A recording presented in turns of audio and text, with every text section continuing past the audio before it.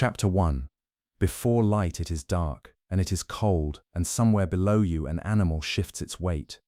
You are lying on a mat of woven reeds. Underneath the reeds is a raised platform of packed earth, and underneath that is the floor of the house, and the floor is earth as well, beaten flat by years of feet. The mat is thin, you can feel the shape of the ground through it. There is a folded cloak over you, the same cloak you wore yesterday, the same one you will wear today. It smells of wool and smoke and of yourself. The house is one room. Not one room and a corridor, not one room and a kitchen. One room, perhaps 4 paces by 6, with a low doorway at one end and no window at all, or a single small opening high in the wall, closed now with a cloth. In this room sleeps your family, your parents, your grandmother if she is living, your brothers, your sisters, an uncle who has nowhere else to be. Everyone is within arm's reach of everyone else, and at the lower end of the room, 3 steps down, where the floor drops away, the animals sleep. A donkey, if the family is doing well, 2 or 3 goats, some chickens in a corner, folded into themselves like closed hands. They are inside because outside there are thieves and there are jackals, and because the animals are worth more than almost anything else the family owns. They are also inside because their bodies are warm, and in winter that warmth rises through the room, and it is the only heating there is. So the first thing you know before you are properly awake is the smell of them. Straw and dung and animal breath. It is not unpleasant. It is simply the smell of a house. You have never slept anywhere that did not smell like this, and neither had your mother, and neither had hers. The second thing you know is the cold. Galilee is warm in the day, and it is not warm now. The stone holds the night. Your shoulder, where it has slipped out from under the cloak, is cold enough to ache. You pull the cloak higher without opening your eyes. Beside you, someone does the same thing. The third thing you know is the rooster, and after the rooster, the doves. There is no clock in this house. There is no clock in the village, and no bell, and no one whose task it is to tell you the time. Time is a thing the sky does. The night is divided into watches, and the watches are named for what happens inside them. There is evening, there is midnight, there is the crowing of the cock, there is morning. You are somewhere in the third of these, in the hour when the sky over the eastern hills is not yet light but is no longer entirely black, a grey that is more the absence of black than the presence of anything else. If you went outside now, and you will in a moment, you would be able to see the outline of the ridge but not the colour of your own hands. Someone is already awake. She has been awake for a while. You did not hear her get up because she is careful, and because rising in a room where 6 people sleep is a skill you learn before you are 10. She is at the far end of the room, near the doorway, and she is kneeling. In front of her is a quern, 2 stones. The lower one is fixed, a saddle of dark basalt worn into a shallow curve by years of use, and the upper one is a smaller stone that fits her 2 hands. Between them is grain. Barley most likely, because wheat is for people with more land, and she is pushing the upper stone forward and back, and the grain is becoming flour. The sound of this is the sound of the morning. It is not a sharp sound. It is low and dry, stone on stone with grain between, and it repeats, forward and back, forward and back. It is the first sound of every day of your life. In every house in the village, at more or less this hour, a woman is kneeling in the dark making this sound, and if you stood in the lane between the houses you would hear it coming from all of them at once, out of step with each other, overlapping. It takes a long time. Enough flour for one day for one family is perhaps 2 or 3 hours of this. She began before the rooster. She will finish after the sun is up. Her hands are strong in a way that is difficult to describe, not large. Strong through the wrist and the base of the thumb, and the skin of her palms is thick and smooth, like the skin on a heel. You sit up, the cloak falls away and the cold takes your chest and your arms, and you sit for a moment inside it, because there is no way to avoid this part. Then you stand. You are wearing what you slept in, which is a tunic, a simple thing, a rectangle of wool sewn at the sides with holes for the head and the arms, reaching to somewhere below the knee. You slept in it because there is nothing else to sleep in. You will wear it all day, you will wear it tomorrow. When it wears out, your mother will cut it down for a smaller child, and when it wears out again, it will become a rag, and when it is no longer a rag, it will be twisted into a wick for a lamp. Nothing woven is ever thrown away. Over the tunic, in a moment, you will put the cloak. The cloak is the heavy outer garment, and it is also the blanket, and it is also, if you are traveling, the tent. If a man is poor enough to have given his cloak as security for a debt, The law says it must be returned to him by sunset, because it is the only thing he has to sleep under. This is not sentiment, it is a practical rule about a practical object. On your feet, sandals. 2 pieces of leather and a set of straps. They are not comfortable. Comfort is not a category anyone here applies to footwear. They keep the stones out. You cross the room in the dark. You know this room. You know it the way you know the inside of your own mouth. You know there are 4 steps to the edge of the platform and then a drop, and that 2 paces to the left of the door there is a large jar you will walk into, and you know all of this without thinking, because you have never lived anywhere else and because the room has never been rearranged. The doorway is low. Everyone ducks. You duck without noticing that you duck. Outside is the courtyard. This is the part of the house that is not the house. An open space, packed earth, walled or partly walled, and it does not belong to your family alone. It is shared. 3 or 4 houses open onto it, and in those houses are your uncles and your cousins and the family your grandmother married into, and this courtyard is where nearly everything actually happens. The cooking happens here, when it is not raining, the washing, the talking, the spinning. Children are raised here, collectively, by whoever is nearest. A dispute in this courtyard is a dispute among relatives, and it is settled here, and it is remembered for 30 years. Right now it is empty and grey, and there is a thin white ash where last night's fire was. Against one wall, the oven. A rounded shape of clay waist-high like a beehive with the top cut away. It is cold now. In an hour it will be the warmest object in the village. Against another wall, the water jars. 3 of them, tall, with 2 handles each, resting in shallow hollows scooped into the ground so that they stand upright. 2 are empty. 1 has perhaps a hand's depth left in the bottom, and that is for drinking, and it is not enough for the day. Someone will go to the spring. Probably you. Look up. The sky is doing the thing it does in the last hour. The grey has gone slightly warm at one edge. There is a single star still holding on above the western hills, low and steady. The air is completely still, which it will not be later, and it smells of stone and of dew on dust, which is a particular smell, faintly mineral, that exists for about 40 minutes a day and then is gone. You can hear from the other courtyards the grinding, from further off a dog, from the hillside above the village nothing yet because the sheep are still folded. You should understand how small this place is. Nazareth in this century is perhaps 200 people, perhaps 400 at the outside. It is not on the road to anywhere. It sits in a bowl in the hills of Lower Galilee, on a slope, and the houses are built into and against the rock, and several of them are partly caves, a natural hollow in the limestone walled off at the front and roofed over, and that is a house. There is no public building, no forum, no theatre, no bathhouse, no paved street. There is a spring, and there are terraced fields on the slopes, and there are wine presses and olive presses cut directly into the exposed rock, and there are tombs cut into the rock as well, a little further out because the dead are kept close but not too close. Everyone is related to everyone. Not loosely, the village is a handful of extended families that have been marrying each other for centuries. You could name, if asked, the exact connection between yourself and any person you can see, and a day's walk in almost any direction brings you somewhere completely different. That is the strange thing about this place. It is small and enclosed and very old, and it is 4 miles from a Roman city. Come back down into the courtyard, before the water, before the fire, before anything, someone says the words, perhaps aloud, perhaps under the breath while still moving.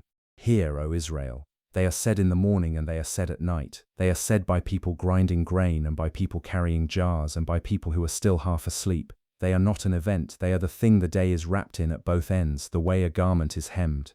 The language of those words is not the language of the courtyard. In the courtyard you speak Aramaic. The words of the morning are in Hebrew, and most people know them by sound and by heart rather than by reading, because most people cannot read. That is not a shame and not a lack. Reading is a specialist skill, like dyeing wool or setting a bone. Now the fire. Last night's fire was banked, not put out. Under the white ash, if you are lucky and if whoever banked it did it properly, there is still a core of heat. You crouch and move the ash aside with a stick, and there it is. A dull orange, no bigger than a thumbnail. You feed it. Dry grass first, held close, and you breathe on it, low and steady, not blowing hard, and there is a moment of nothing at all, and then a thread of smoke, and then it takes, then small twigs. Then thorn scrub, which burns fast and hot and is what you have, because wood is scarce and trees are for fruit and oil and are not cut down without a serious reason. Then, when the fire is going, dung cakes. dried in the sun, stacked against the wall, and they burn slowly and evenly for a long time, which is exactly what an oven needs. There is no shame in this either. It is fuel, and it is free, and the alternative is no fire. The smoke goes up and sideways and into your eyes, and you turn your head. Everyone in this village has slightly irritated eyes for most of their life. The light is changing now, not the sun. The sun is still behind the ridge. But the sky above the ridge has gone from grey to a thin pale gold, and the gold is spreading, and the hills on the far side of the valley have colour again. Grey-green, ochre where the terraces are cut. The dark seams of the wadis, you can see your hands, you can see the courtyard properly. The jars, the oven, the ash, the roller, a broken basket that no one has thrown away because it will be useful for something. A cat, which is not a pet and belongs to no one, sitting on the wall with its feet folded under it, watching the doorway where the animals are. You can see the lane, which is not a street. It is the gap between the houses, and it is uneven, and it is where the water runs when it rains, and it is where the goats will walk in a moment on their way up the hill. Take the jar. It is heavier than you expect even when empty, because it is thick-walled and fired hard and made to last a generation. You set it on your shoulder, or on your head if you have the knack and the cloth ring to rest it on, and you go out through the gap in the courtyard wall and into the lane, and you turn downhill. Other people are doing the same thing. A woman ahead of you with 2 jars, a boy your own age with 1. Nobody says very much. This is not a sociable hour. It will become one at the spring, but not yet. Feet on stone, the creak of something wicker, a goat objecting to being moved. The path goes down between walls of dry-laid stone, past a terrace of olives, and the olives at this hour are almost black-green and completely still, and the leaves show their pale undersides only when something moves them, and nothing is moving them. Behind you the village is waking properly. More smoke now, from more courtyards, rising straight up in the still air and then flattening out at a certain height into a thin grey layer that will burn off within the hour. In front of you the valley is filling with light slowly from the top down, the way water fills a bowl in reverse. Nothing has happened. Nothing is going to happen. It is an ordinary morning, in an ordinary village, in a year that no one here has any particular reason to remember, and this is what it looked like, and this is what it sounded like, and this is what it smelled like. The grinding continues behind you, forward and back, and the light comes up. Chapter 2. The roof and the room go back inside for a moment, now that you can see. Stand in the doorway with your back to the light and let your eyes adjust, and look at the room you slept in. The walls are stone, not cut stone, field stone, gathered from the slopes, rough and irregular, the size of a loaf or the size of a head, stacked and fitted by hand and packed between with mud and straw. The mud has dried to the same dusty grey-brown as everything else. In places it has crumbled and been repacked, and you can see where because the new patch is a slightly different color, and you can also see where it has crumbled and not been repacked because there is daylight coming through in a thin, bright line. The walls are thick. 2 handspans, sometimes more. That thickness is why the room is cool in the afternoon and why it holds the cold in the morning. The back wall of the room may not be a wall at all. In this village, and in a great many villages in these hills, the house is built against the rock, and the rock is limestone, and limestone hollows out. If your family was fortunate, one whole side of the house is a natural cave, already cool, already dry, and the builders only had to close in the front. There is no window, or there is one. A single opening, high up, no wider than a forearm, closed at night with a cloth or a wooden shutter and opened in the day to let out smoke and let in a little light. Glass does not exist here. It exists in the world, in the cities, in the houses of people who will never come to this village, but not here. So the room is dark, in the middle of a bright day, with the door open and the cloth pulled back from the opening. You can see well enough to work. Away from the doorway, in the corners, you cannot. There is a permanent dimness at the back of every house in Galilee, and every household has adapted to it by keeping the things they need in exactly the same place, always, so that they can be found without light. Now look up. The roof is not a solid thing. It begins with beams, rough timber, mostly sycamore or whatever else could be got, laid across the room from wall to wall with about a forearm between them. Sometimes there is a central pillar or a low arch of stone in the middle of the room to carry the span, because good long timber is expensive and short timber is not. Across the beams lies a lattice of branches and reeds and thorn brush, packed tight. Over the lattice goes a thick layer of clay mixed with straw, sometimes to the depth of a hand, and then the roller. There is one leaning against the courtyard wall, a cylinder of stone, about the length of a forearm, with a hole through the middle for a wooden handle. After every heavy rain, someone goes up onto the roof and rolls it, backwards and forwards, pressing the clay flat and closing the cracks that the sun opened in it during the dry months. If nobody rolls the roof leaks. Even when somebody does, the roof leaks a little. Not always, enough. After a winter storm, there will be a slow drip somewhere in the room, and someone will put a pot underneath it, and no one will remark on it, because a roof that leaks in 3 places is a good roof, and a roof that leaks in 1 place is a very good roof. The roof is also a room. There are stairs on the outside, or a ladder, and the roof is flat, and it is one of the most used spaces in the house. In the hot months, the family sleeps up there under the open sky, which is cooler and which smells better. Grain is spread on the roof to dry. Figs are laid out on the roof in rows and turned. Flax is spread on the roof. Herbs, wool after washing. And when there is nowhere else in the world to be alone, you go up onto the roof. It is the only place in the life of a village person where they can sit by themselves without anyone thinking it strange. Because the roof is made of clay and branches, a determined person could dig through it, and that is a thing which happens occasionally, and which anyone who has lived under such a roof understands immediately to be both entirely possible and extremely annoying. Now the floor. Packed earth, beaten hard, swept every day with a bundle of twigs. Over time it becomes almost as hard as stone and takes on a faint shine where the traffic is heaviest. In a better house, parts of it are plastered with lime, which is easier to sweep and easier to keep clean, and which is a small luxury and is noticed. Things get lost in a floor like this. A coin dropped in the dark can vanish into the swept dust in a corner, and finding it means lighting a lamp in the middle of the day and sweeping the whole room and going over the sweepings by hand, and when you find it you tell people, because you were looking for a long time. At the lower end of the room, where the floor drops away by 3 steps, is where the animals stand at night. This is not a stable, it is the same room. The step is the only division, and sometimes there is a low wall along the edge of it, waist high, and sometimes there is not. Cut into the wall down there, or standing free, is a manger, a hollowed block of stone or a basin shaped from clay and stone at the right height for a goat or a donkey to reach. Mangers are heavy and they last. Long after a house has fallen down, the manger is still there in the rubble, still hollowed, still the shape of the thing it was made for. Now the possessions, you could count them, along one wall, storage jars. Tall ones for grain, sometimes sunk partway into the floor so that they stand steady and stay cool.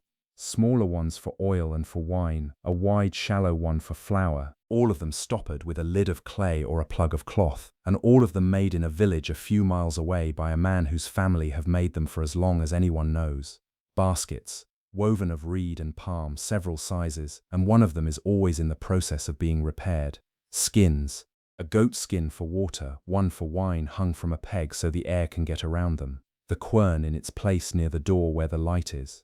A wooden chest, if the family has one, with the good cloth in it. A lamp, perhaps 2. Small clay dishes with a pinched spout for the wick, and they hold enough oil to burn for a few hours, and they are set in niches carved into the wall so that the light goes as far as it can. A knife, a sickle, a spindle and whorl and a distaff, and a basket of unspun wool. Some pegs in the wall for the cloaks, a broom of twigs, a few clay cups, a wooden bowl, a cooking pot with 3 legs and a griddle. And that is close to everything. Not because the family is unusually poor, this is what a house contains. When somebody dies, the dividing of their belongings is a conversation that takes an afternoon, not a season, and the things that matter most are the ones that cannot be moved, which are the field and the terrace and the share of the courtyard and the tomb. The mats are rolled up in the morning. That is the change that turns the room from a bedroom into a workroom, and it happens within a few minutes of everyone getting up. The reed mats are rolled and stacked against the wall, the cloaks go onto the pegs, and the floor is swept, and now the same space is where the wool is spun and the flour is kneaded and the children are kept when it rains. There is no room in this house that has one purpose. There is no furniture in the sense you would think of furniture. There is no chair. People sit on the floor, or on the step, or on a folded cloak, or on a low stone against the wall that has been sat on so long it is smooth, and there is no privacy, none at all. Everyone knows when you are ill.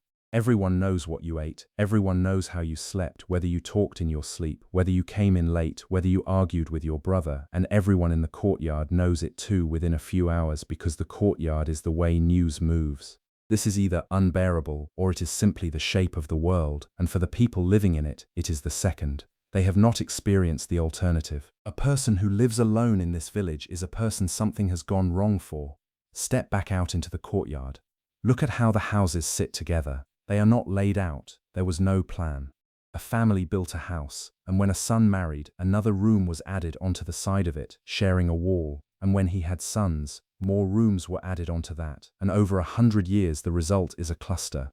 A knot of rooms and half rooms and shared walls and one courtyard in the middle, and the whole cluster is one family, and every doorway in it opens onto the same open ground. Between the clusters run the lanes. They are whatever width was left over. They bend, they go up steps in places. Two loaded donkeys cannot pass each other in most of them, so one of them backs up, and this happens several times a day and is nobody's fault. The lanes are also where the water goes when it rains, and after a heavy winter storm they run like small streams and then are dry an hour later and covered in a fresh layer of grit brought down from the higher ground. Above the village, the terraces, somebody built those. Long ago and then continually since, generation after generation, carrying stone by hand and laying it dry, without mortar, to hold a strip of soil against the slope. Every terrace on that hillside is somebody's labor, and the labor is invisible now because it was finished before anyone alive was born, and the terraces are simply what the hill looks like. That is how most of this world was made. Slowly, by hand, by people whose names went nowhere, and then inherited by people who assume it was always so. And below the village, cut into the exposed shelves of rock, the presses. A wide shallow basin hollowed out of the living stone, and a channel running from it, and a lower basin to collect what runs down. For olives there is a great round stone that turns. For grapes there is nothing but feet. They cut those into the rock because rock does not rot and does not need to be replaced and does not need to be built. Find a flat shelf of limestone, hollow it out over a season with iron tools, and you have a press that will still be there in 2,000 years, which is a thing the people who cut it would have found neither surprising nor interesting. Go back to the doorway one more time. The room is behind you, dim and cool, smelling of animals and ash and dry grain. Above you the roof, flat and warm, with yesterday's figs on it. Around you the courtyard, and around the courtyard your uncles, and around all of it the terraces that someone's great-grandfather stacked. You have never seen a room with only one person in it. Chapter 3. Water. You still have the jar on your shoulder, and you are halfway down the path, and you can hear the spring before you can see it. It is not a loud sound. It is a small continuous trickle over stone, and the reason you can hear it at all is that the morning is silent and the path runs down between walls that carry sound. Nazareth has one spring, not one main spring, one. The whole village, every family, every animal, every year, from a single source of running water coming out of the rock at the bottom of the slope. This is not unusual. It is why the village is where it is. Somebody, a very long time ago, walked through these hills and found water coming out of the ground and decided that here was a place people could live, and everything that has happened here since is downstream of that decision. If the spring failed, the village would end.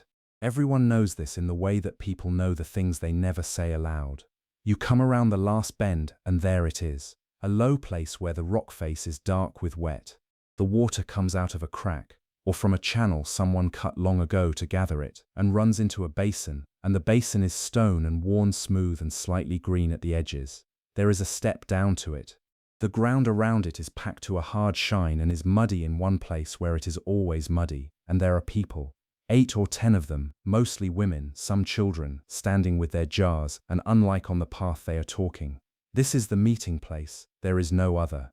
There is no square, no well house, no gathering hall, and so the thing that happens at the spring twice a day is the entire public life of the village. Everything that is known because it was said here, who is ill, whose ewe dropped twins, whose son is being spoken about in connection with whose daughter, what the tax collector said in Sepphoris, and what somebody's cousin heard about it. A woman who wants news comes early, a woman who wants to avoid a particular conversation comes late, and everyone notices that she came late.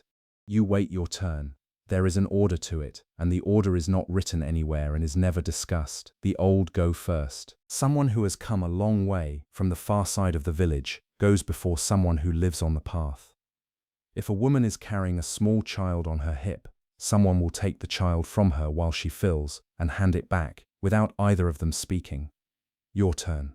You crouch and tilt the jar into the basin, and the water goes in with a hollow knocking sound that changes pitch as the jar fills, going lower and lower, and every person here can tell from that sound alone how full a jar is without looking. The water is cold, properly cold, colder than the air because it has come out of the rock, and the rock does not know it is summer. You put your hand in it, and it aches after a few seconds. You drink first from your hand before you lift the jar. Everybody does. It is the best water you will taste all day, because in an hour it will be jar water, and in 6 hours it will be warm jar water. It tastes of stone, faintly mineral, faintly sweet, very clean. Then you lift it, and this is the difficult part. A full jar of this size holds something like 20 or 25 liters, and water weighs what water weighs, and so you are lifting the better part of your own body weight in a rigid clay vessel that cannot be adjusted or rebalanced once it is up. You do not lift it with your arms. You crouch, get it onto your knee, then your shoulder. Then, if you carry it on your head, you set it onto the cloth ring and stand up straight underneath it and let your spine take it. Then you do not look down for the rest of the walk. Women do this twice a day for 50 years. It is why the posture of a village woman is what it is, and it is also why her neck and her lower back will hurt from the age of about 35 for the rest of her life. Now uphill. It is not a long path, perhaps a few hundred paces, it is enough. You are warm before you are halfway, and the jar is not getting lighter, and you cannot stop and set it down easily because getting it back up alone is difficult, so you keep going. Somebody behind you is doing the same thing, and neither of you talks now. 2 jars. That is what a household uses in a day, and it is not much. Understand what has to come out of those 2 jars. Drinking, for everyone in the house. Cooking, which mostly means the water that goes into the dough and into the pot of lentils. Washing hands, which is done often and which is done ritually before eating and which uses a small poured stream and not a basin. Rinsing vessels, and water for the animals. Though the animals are usually taken to drink rather than the water brought to them. That is all. There is nothing left over. Nobody bathes, not in this village. There is no bath, there is no tub, there is no time, and there is not remotely enough water. A person washes their hands and their face and their feet frequently, because their feet are in open sandals on a dusty road all day and are filthy by the afternoon, and washing a guest's feet is not a metaphor but a practical courtesy of the same order as taking someone's coat. For anything more you go to the rainwater, somewhere in the village, and often several somewheres, there are cisterns, a pit cut down into the rock, bottle-shaped, narrow at the neck and wide below, and the inside is plastered with lime so the limestone does not drink the water back. Channels are cut across the surface of the rock to lead the winter runoff into the neck. The rains come between the late autumn and the early spring, and in those months the cisterns fill, and after that they do not fill again until the following year. Everything that is drawn from them between spring and autumn is water that fell out of the sky months earlier and has been sitting in the dark ever since. It tastes different from the spring, flatter, slightly of the plaster, it is fine. A cistern is the single most valuable thing a family can own after their land. To cut one takes months of labor with iron tools. To plaster it takes skill. A cracked cistern that will not hold water is a household disaster of the first order and a thing people speak about for years.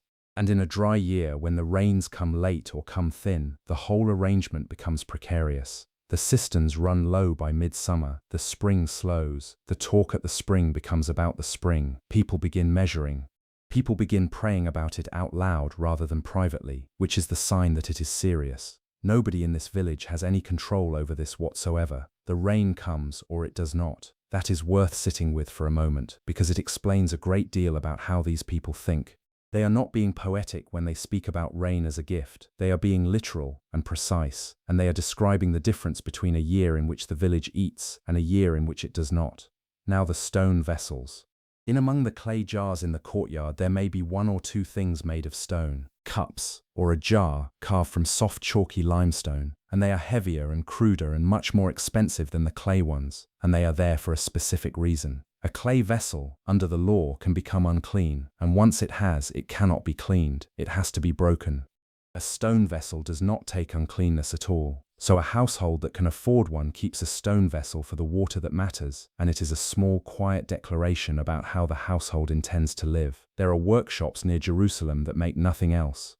They turn them on lathes out of the soft white stone, and the offcuts pile up outside the workshop in heaps. You reach the courtyard. You get the jar down, which is its own maneuver, lowering rather than dropping, and you set it into its hollow in the ground so that it stands upright, and you stand up and your shoulder feels strange and light. The oven is hot now. You can feel it from 3 paces away. Your mother has finished grinding. The flour is in the shallow jar and she is working now at a wooden bowl, and there is a smell in the courtyard that was not there before, which is the smell of dough. The sun is on the top third of the opposite hillside and coming down it steadily. You have been awake for perhaps an hour and a half, and you have not eaten anything, and the day has not begun. You will go down to the spring again this evening, when the light is going, and there will be different people there, and the water will be just as cold. Chapter 4. Bread. The bowl is wooden and it is old. It was hollowed out of a single piece, and the inside of it is smooth and slightly darkened, and along one edge there is a worn place where a thumb has gripped it several thousand times. It is not a beautiful object. It has been in this courtyard longer than you have. In the bottom of it is flour. The flour your mother made this morning, still faintly warm from the friction of the stones, coarse, greyish, flecked with the darker husk that the grinding did not fully take out. If you rubbed it between your fingers you would feel grit, because grinding grain between 2 stones puts a small amount of stone into the flour, and everybody in this world eats a little rock every day of their life, and by the time they are 40 their teeth show it. She adds water from the jar. Not much. She works it in with one hand while the other holds the bowl steady against her knee, and then she reaches for the leaven.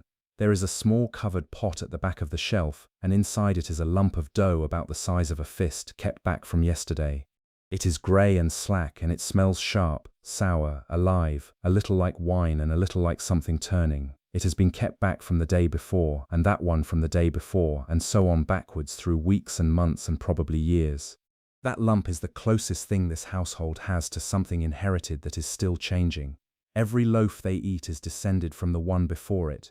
She tears off a piece and works it into the new dough, and later, when the dough is finished, she will tear off another fist of it and put it back in the pot for tomorrow.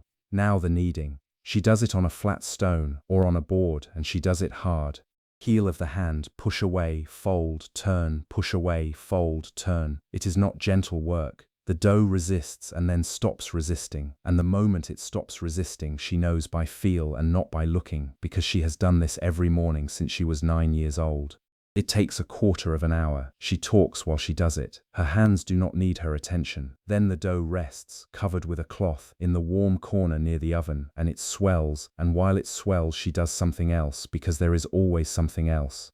The oven has been burning for an hour. Look at it properly now. It is a rounded dome of clay, about waist high, with a mouth at the front and a hole in the top. Inside, at the bottom, is a bed of small stones and gravel. The fire has been burning on that bed since the first light, fed with thorn scrub first and then with dung cakes, and the walls of the oven have taken the heat into themselves.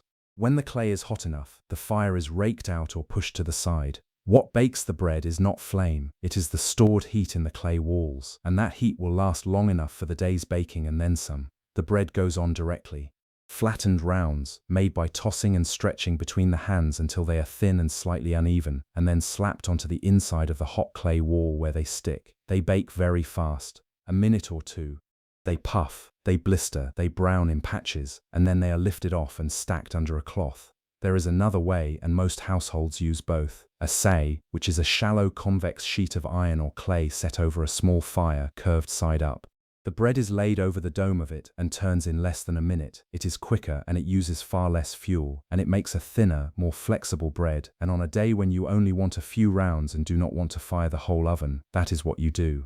The smell fills the courtyard, and then the lane, and by now it is coming from every courtyard in the village at once. If you were standing on the hill above at this hour, you would smell the village before you saw it.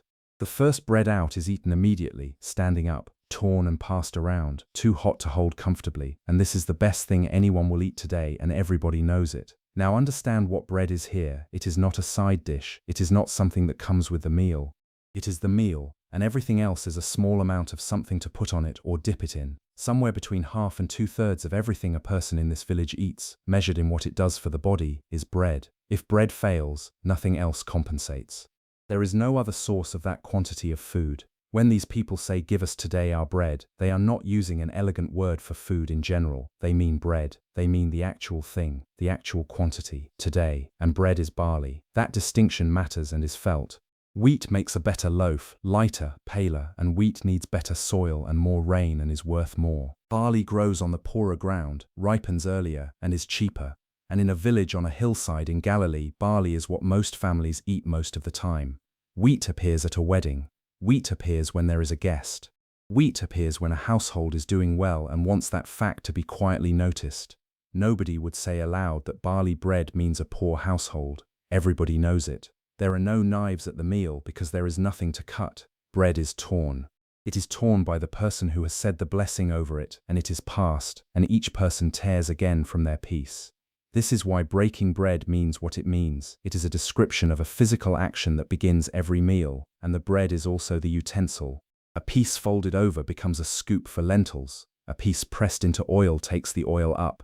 A piece wiped around the inside of the pot takes what is left, and then the pot is nearly clean and the bread is eaten. Nothing is left on a plate because there is no plate. The bread has to be made every day. It has no fat in it and very little in the way of anything that keeps. By the evening it is dry. By the next morning it is hard enough that you would soak it before eating it. There is no such thing as buying a week's worth. There is no such thing as buying it at all in a village this size. Someone in this courtyard makes it, every day in the same hour, forever. Which means the grinding happens every day, and the fire happens every day, and the fetching of water happens every day. The whole shape of a woman's morning in this world exists because bread does not keep. Now the grain itself. It came from the terraces, and it came in at harvest, and it is stored in the tall jars against the wall of the room and in a pit or a bin if the family has more of it. There is exactly as much of it as there is. It has to reach from this harvest to the next one. Everybody in the household knows roughly where the level is in the jar, in the way that people know how much money is in the house. Grain in storage attracts things. Weevils get into it. Mice get into it, which is one of the reasons for the cat on the wall that belongs to nobody. Damp gets into it, and it molds. A jar that gets wet is a small catastrophe. A granary that gets wet is a large one. And so the year has a shape. The barley comes in around the spring. The wheat a few weeks after. For the months that follow, the jars are full and there is enough, and people are more relaxed than they will be later, and this is when weddings happen. Then it goes down. Slowly, steadily through the summer and the autumn and into the winter, and by the late winter the bottom of the jar is close, and every household is calculating, and the mood of the village in the weeks before the new barley is not the same as the mood after it. If the harvest was thin, that gap opens up before the new grain arrives. That is what a hungry year is. It is not a famine and nobody starves. It is simply that from a certain week onward there is less bread than there should be, and the portions get smaller, and the adults eat after the children, and nobody talks about it. There is a provision for that. When a field is reaped, the reapers do not go into the corners, and they do not go back for what they dropped. What is left standing at the edges and what falls behind them stays where it is, and anyone who has no field may come and take it. This is not charity in the sense of a gift. It is written into the law as a right, and the person gleaning does not ask permission and is not thanked and does not say thank you. They come with a basket at the end of the day and they take what is there. It is not much. It is between something and nothing. By now the day's bread is stacked under its cloth. There are perhaps 10 or 12 rounds there, flat and pale with darker blisters, and they are for everyone in the house and they are for the whole of today, and there will be nothing else made until tomorrow morning. Your mother tears off the fist of dough for tomorrow's leaven and puts it back in the covered pot at the back of the shelf. The oven ticks as it cools. Chapter 5. What else they ate. Take a piece of the warm bread and hold it, and now look at the shallow dish that has been set on the ground beside it. Oil. Greenish, thick, cloudy with sediment because it has not been filtered and nobody would filter it, and it smells grassy and peppery. It came from the trees on the terrace above the village, pressed in the rock-cut basin down the slope in the autumn, and it is the single most important thing in this household after the grain. Oil is food. Oil is lamp fuel. Oil is medicine, rubbed into wounds and into skin cracked by sun. Oil is soap of a sort. Oil is what a guest's head is anointed with. Oil is what is taxed, traded, stored, measured and argued over. A household with a good year of oil is a household that is comfortable. A household whose olives failed has lost light as well as food. You dip the bread and eat it, and there is a little salt, and that is breakfast. That is actually most of breakfast, most days. Bread and oil, sometimes with a few olives, eaten standing up or on the way somewhere. The real meal is at the end of the day. There are two meals. A light one in the morning and the main one in the evening after work, And around midday there may be something eaten in a field out of a cloth, which is bread and an onion and some olives, and is not thought of as a meal. Now the pot. 3 legs blackened, sitting directly in the embers at the edge of the fire. In it, most evenings, is a stew of pulses, lentils mostly, brown or red, cheap, grown locally, filling, chickpeas, broad beans. They go in with water and they cook for hours while everything else in the day happens, and someone stirs them when they pass. Into the pot goes onion and garlic and oil and salt and whatever green thing is around. That is dinner. Bread and a pot of lentils, and the bread does the work of the spoon. It is better than it sounds. Long cooking and a lot of oil and enough salt makes something worth coming home to. But it is the same thing, repeatedly, for most of the year, and nobody in this village would describe their food as varied because the concept would not occur to them. Around the edges of that, the vegetables, onions, which are everywhere and are eaten raw as well as cooked, garlic, leeks, cucumbers in season, and a small melon. Bitter greens gathered from the edges of the fields, which are free and are cooked down into the pot. Gourds. In the right months, a little of everything, and in the wrong months, none of it. And the herbs, which matter more than you would expect. Mint, dill, cumin, which is used heavily, coriander, hyssop, rue, mustard. Some grow wild on the terraces, and some are grown in a corner of the courtyard, and they are the entire seasoning cabinet of this world along with salt. They are important enough that people tithe them. A household counts out 1/10 of the mint from the corner of the yard. That is how carefully small things are accounted for here. Salt comes from the sea in the south, the heavy one, where it lies in crusts along the shore and is gathered and carried north. It is not pure. It is mixed with other minerals, and a badly stored batch can lose its savor and become a heap of white grit that will not salt anything. And then it goes on to the path, now fish. The lake is a day's walk east and down. What comes from it, for a village up here, is not fresh fish.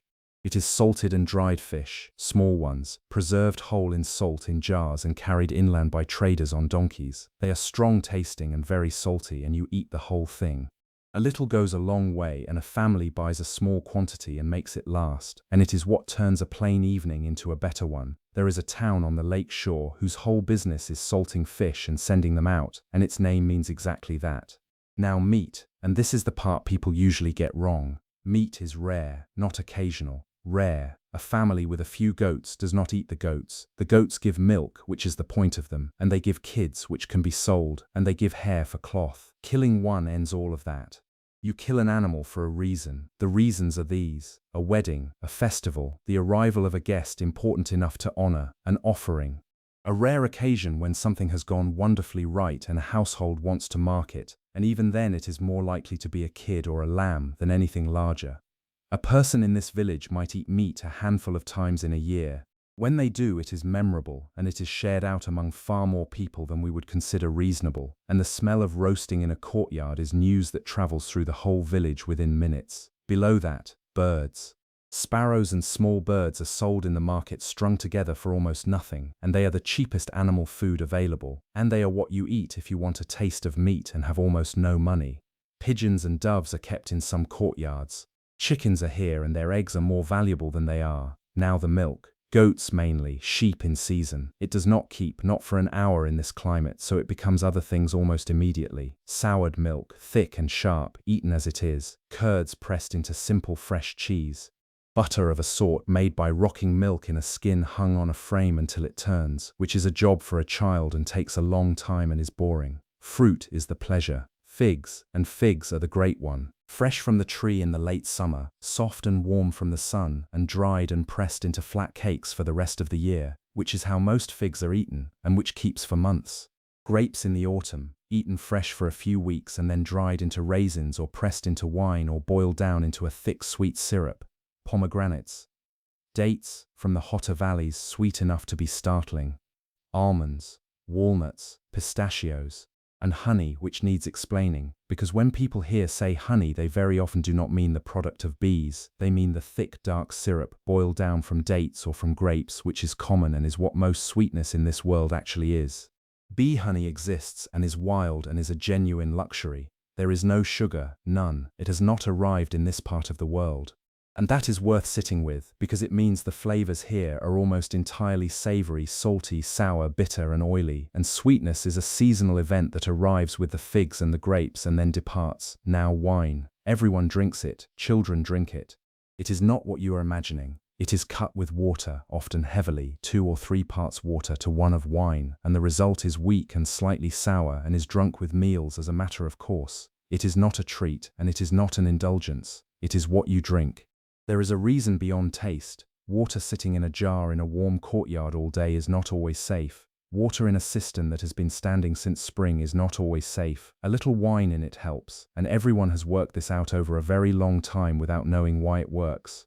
Undiluted wine is considered the mark of a person with a problem. Now think about what is not here. No potatoes, no tomatoes, no peppers of any kind, no maize, no sugar, no coffee, no tea, no chocolate, no oranges or lemons. Rice exists somewhere far to the east and does not appear on this table. Aubergine, no. Squash of the kind you are thinking of, no. Almost every dish you would think of as belonging to this part of the world came later, some of it very much later.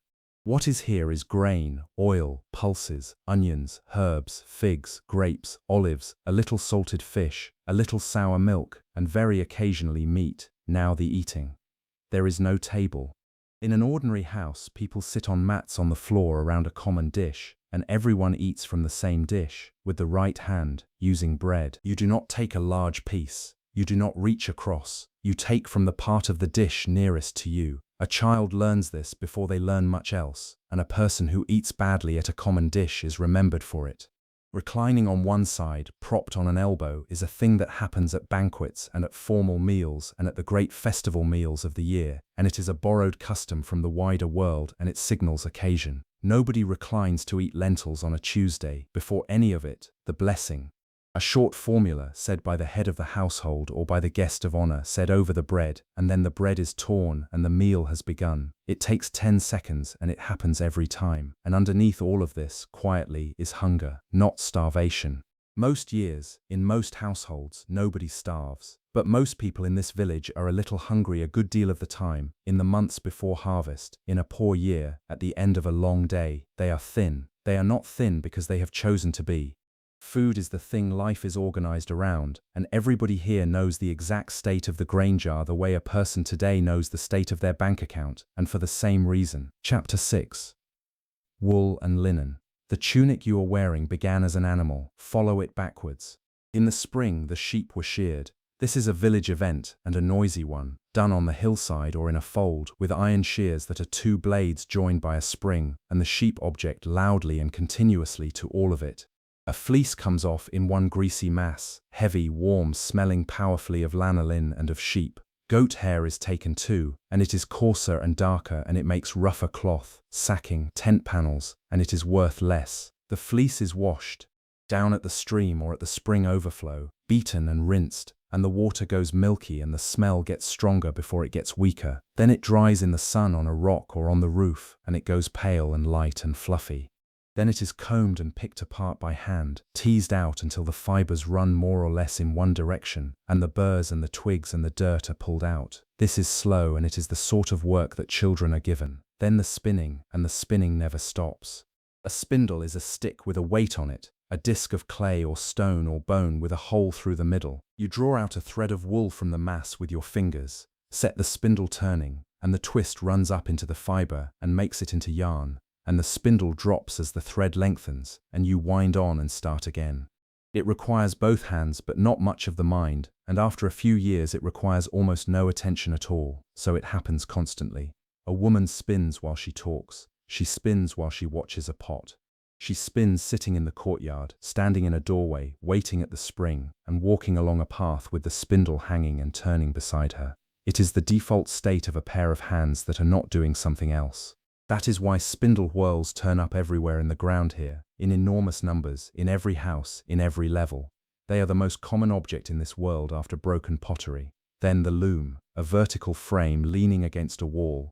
The warp threads hang down from a beam at the top, and at the bottom each bundle of them is tied to a weight, a donut of fired clay, so that they hang straight and taut. The weaver stands and works from the top downwards, passing the cross thread through and beating it upwards into place with a flat wooden blade. The sound of a loom is a rhythmic knocking, and the weights knock against each other when the sheds change, and it is a sound that comes out of half the houses in the village. A tunic can be woven in one piece, shaped on the loom so that it needs no seams at all, and a garment made that way is better and is worth more and is admired. Most are simpler, woven flat and sewn up the sides. The whole of this, from fleece to finished tunic, is weeks of work, not hours. Weeks spread across many days by several people, which is why clothing is wealth. A garment is a valuable object. It is given as a gift at a wedding. It is left to someone when a person dies, and it is named specifically in the leaving. It is taken as security against a loan. It is repaired over and over until it can no longer hold a stitch, and then it is cut down for a child, and then it becomes rags and wicks. To own a change of clothing is to be comfortable. Many people own one tunic and one cloak, and that is the entirety of what they wear all year, and when it is washed they wait for it to dry. Now the color. Most of what you see in this village is not dyed at all. It is the natural color of the animal. Cream, off-white, grey-brown, a warm brown, the dark brown black of goat hair. That is what a crowd here looks like from a distance, and it is not drab, because there are a dozen shades of it and they all look different in the sun. Dye exists and is used sparingly. Red from madder root, yellow from safflower or from pomegranate rind, blue from woad or indigo. These are workable, and a border of color on a garment, or a woven stripe, is common enough and is a small pride. Purple is another matter. Real purple comes from a sea snail on the coast, thousands of them for a small quantity of dye, and it costs more than almost anything a person here will ever touch. It is a color that means power, and it is worn by people who are announcing something, and nobody in this village owns any. Now linen. Linen is flax, and flax is a plant, and turning the plant into thread is a long, unpleasant process. The stalks are soaked in water for days until the soft parts rot away, which smells appalling and is done at a distance from where people live. Then they are beaten and scraped and combed until only the long fibers are left, and those are spun. Linen is cooler than wool, and it is finer, and it takes a crisp fold, and it is used for the better sort of undergarment, for headcloths, for the clothing of priests, and for burial. Wool is for warmth and for the outer layer. In a hot country you want linen next to the skin and wool against the cold, and you do not mix them. The law is specific about it. Wool and linen are not to be woven together in one cloth, and that rule is kept without argument and without much discussion of why. Now the belt, the tunic hangs loose to below the knee, and loose to below the knee is useless for working. So there is a girdle, a long strip of cloth or leather wound around the waist, and when there is work to be done, the hem of the tunic is pulled up and tucked into it, front and back, until the legs are free. That is what girding yourself means. It is not a figure of speech. It is a specific motion that takes 4 seconds and that everybody performs several times a day, and it means the same thing as rolling up your sleeves. The belt is also where things go, a purse, a knife, tools tucked in. There are no pockets anywhere in this world. The head is covered usually by both men and women outdoors, a cloth folded and held with a cord, or wrapped. It is against the sun first and modesty second, and the sun here is not a small consideration for a person who is outside from dawn until evening. On the 4 corners of the outer garment there are tassels, twisted cords, knotted, and they are there because the law says to put them there, so that a person looking down at the edge of their own clothing is reminded. They are on everyone's cloak. They are a normal part of getting dressed. And the sandals, a sole of thick leather cut to the foot and straps, and a thong between the toes or over the instep. They are made by someone in a nearby town, and they are repaired far more often than they are replaced. When a strap goes, you fix the strap. Undoing and carrying another person's sandals is the lowest task in a household, given to the least of the servants, because it means kneeling in the dust and handling the filthiest thing a guest is wearing. Feet in open sandals on these paths are dirty within minutes. This is why the water for the feet comes out before anything else when someone arrives. Now the washing. Clothes are washed at the spring overflow or at a stream, and they are washed by beating. Soaked, laid on a flat stone, beaten with a wooden bat, or trodden underfoot, rinsed, wrung, spread on rocks or on the roof to dry in an hour. There is a cleaning agent of a kind. A plant ash that makes the water sharp, and a soapwort that lathers a little. And for the serious business of cleaning new cloth there are men in the towns whose trade is exactly that, and they use stronger stuff, and their workshops stand outside the walls because of the smell. A garment washed like this fades and thins. Over a few years the color goes flat and the weave goes soft and then thin, and then a hole appears at the shoulder or the elbow, and it is patched, and the patch is a different shade, and everybody's clothing is a map of its own repairs. And there is one good garment, kept folded in the chest, cleaner, less faded, worn on the seventh day and at weddings and when going to the town. It is not fine by any standard outside this village. It is simply the one that is not worn out, and a person putting it on stands slightly differently. What all of this feels like, in the end, is warm and slightly rough. Wool against the skin in a hot country is itchy for the first years of your life, and then you stop noticing. Everything is a little damp with sweat by midday and dry again by evening. Everything carries the dust of the path in the weave, permanently, so that beating a cloak against a wall produces a cloud. You have worn this since you could walk. It is not comfortable, and it is not uncomfortable. It is what a body wears. Chapter 7. The tools. There is a room off the courtyard with its front open to the light, and this is where the work is done. It is not a shop. Nothing is on display. It is a space with a beaten floor and a heavy bench of timber against one wall and a great deal of sawdust that goes into everything and comes out of your hair at the end of the day. The man who works here is called a builder. The word covers more than you might think. It means someone who works with wood, and it also means someone who works with stone, and in a village of this size it means someone who does whatever needs constructing, in whatever material the job requires, and does not consider these to be separate professions. So what does he actually make? Roof beams first of all, and the shaping of them. Door frames, doors which are heavy and are made of planks pinned together and which turn on a pivot set into a socket in the threshold rather than on hinges, because hinges are metal and metal is expensive. Then the things the fields need, and this is the real business. Plows, yokes, threshing sledges, winnowing forks, handles for every tool in the village, because handles break constantly and a broken handle is the most common reason anyone knocks on this doorway. Furniture almost never. A wooden chest for a household that can afford one. A low stool. There is no demand for anything more because there is nowhere to put it. Look at what is on the bench. An adze, which is the main tool. A blade set across the handle rather than in line with it, swung down toward the worker's own feet to shave a surface flat. It takes years to be good with one, and there is a small scar somewhere on every man who uses one. A saw, and it cuts on the pull stroke rather than the push. The blade is thin and the teeth are set to draw. Pushing it would buckle it. A bow drill. A shaft with a point, a cord wrapped round it, and a small bow drawn back and forth to spin it, with a stone cap held in the other hand to press down. That is how every hole in every piece of wood in this village is made. Chisels of several widths. A mallet, wooden, its face compressed and split from use. A plane, which does exist, a block with a blade set through it. An axe, an awl, a file, and the measuring things which matter as much as the cutting things. A plumb line, a stone on a cord to find true vertical. A cord marked at intervals for measuring. A square, a straight edge, now the iron. Iron is expensive, not out of reach, but expensive enough that no one wastes it and no one loses it. A blade that breaks is not thrown away. It goes to the smith, who is in a larger village or in the town, and it is reforged into something smaller, which means nails are used sparingly. A structure is held together by joints instead. A tenon cut on the end of one piece, a mortise cut into the other, and a wooden peg driven through to lock them. Lap joints, lashings of cord or of leather for things that need to flex. Wood into wood wherever it can be done. An iron nail is a real object. Somebody made it by hand, one at a time, and it has a value, and old ones are pulled out of old timber and straightened and used again. Now the wood, sycamore mostly.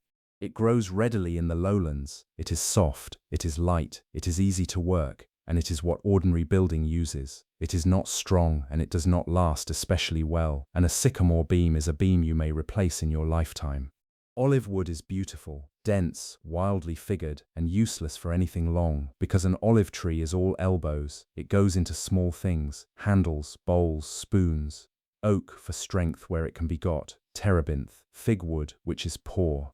Cedar, which comes from the north and is imported and is magnificent, and is for palaces and for temples and will never come through this doorway. The wood is not bought at a yard. It is felled, dragged, seasoned in a stack against the wall for a year or more, and the stack in this courtyard represents work done long before it is needed. Now the sound, the rasp of the pull saw, which is uneven because a man sawing takes a breath every few strokes. The knock of the mallet on the chisel head, twice, 3 times, then a pause while he looks. The long scrape of the adze, the soft creaking whir of the bow drill going one way then the other, and a whetstone, over and over, because a dull tool is dangerous and slow and edges do not hold for long. He sharpens more than he cuts. Everybody in every trade here does. Now the learning of it. A boy learns this from his father. There is no school for it, no guild examination, no papers. From about the age of 12 he is in the workshop, and he begins by sweeping and by holding things steady and then by roughing out the parts that do not matter, and one day he is given something that matters and it is not discussed. He will do this for his whole life, and his sons will do it.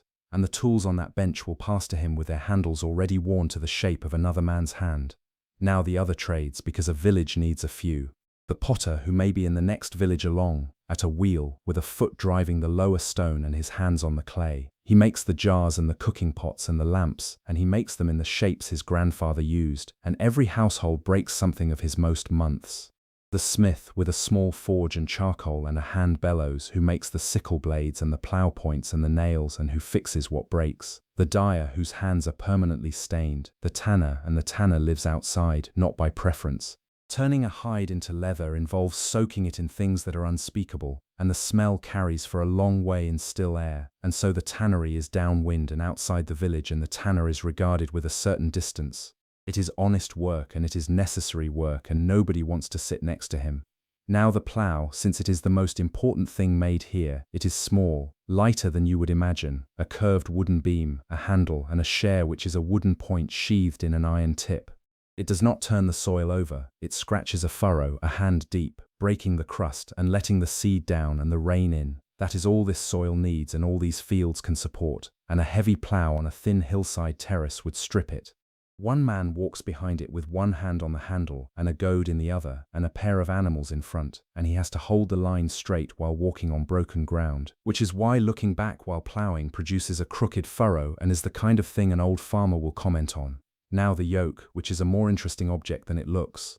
It is a shaped beam that lies across the necks of 2 animals, with bows or pegs to hold it in place, and it has to be made to fit those particular 2 animals. A yoke that does not fit rubs. It wears through the hair and then the skin, and the animal is lame in the neck within a week, and a lame ox cannot plough, and a household without ploughing is in real trouble. So a good yoke is carved to the shape of the 2 necks it will sit on, smoothed, tried, adjusted, and tried again. A good one sits so well that the animal barely feels it, and the phrase for such a yoke is that it is easy, which is a technical description and not a poetic one.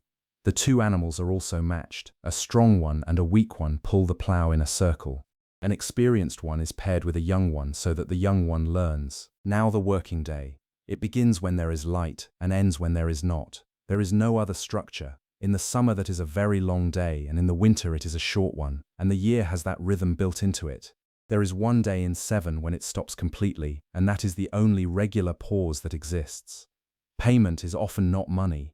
A man builds a door and is paid in oil, or in grain at harvest, or in a promise of labor at his own harvest, and a great deal of what moves through this village never takes the form of a coin at all. Accounts are held in memory, sometimes for years, and everyone knows where they stand.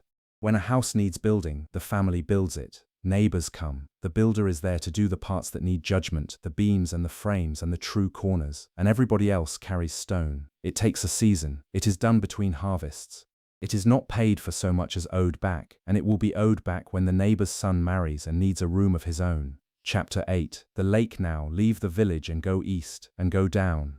The path drops off the hills of Galilee and keeps dropping, further than you expect, past the terraces and the olive groves and out of the cool air entirely. By the time you reach the water you have descended to a place that lies below the level of the sea itself, not near it, well below it.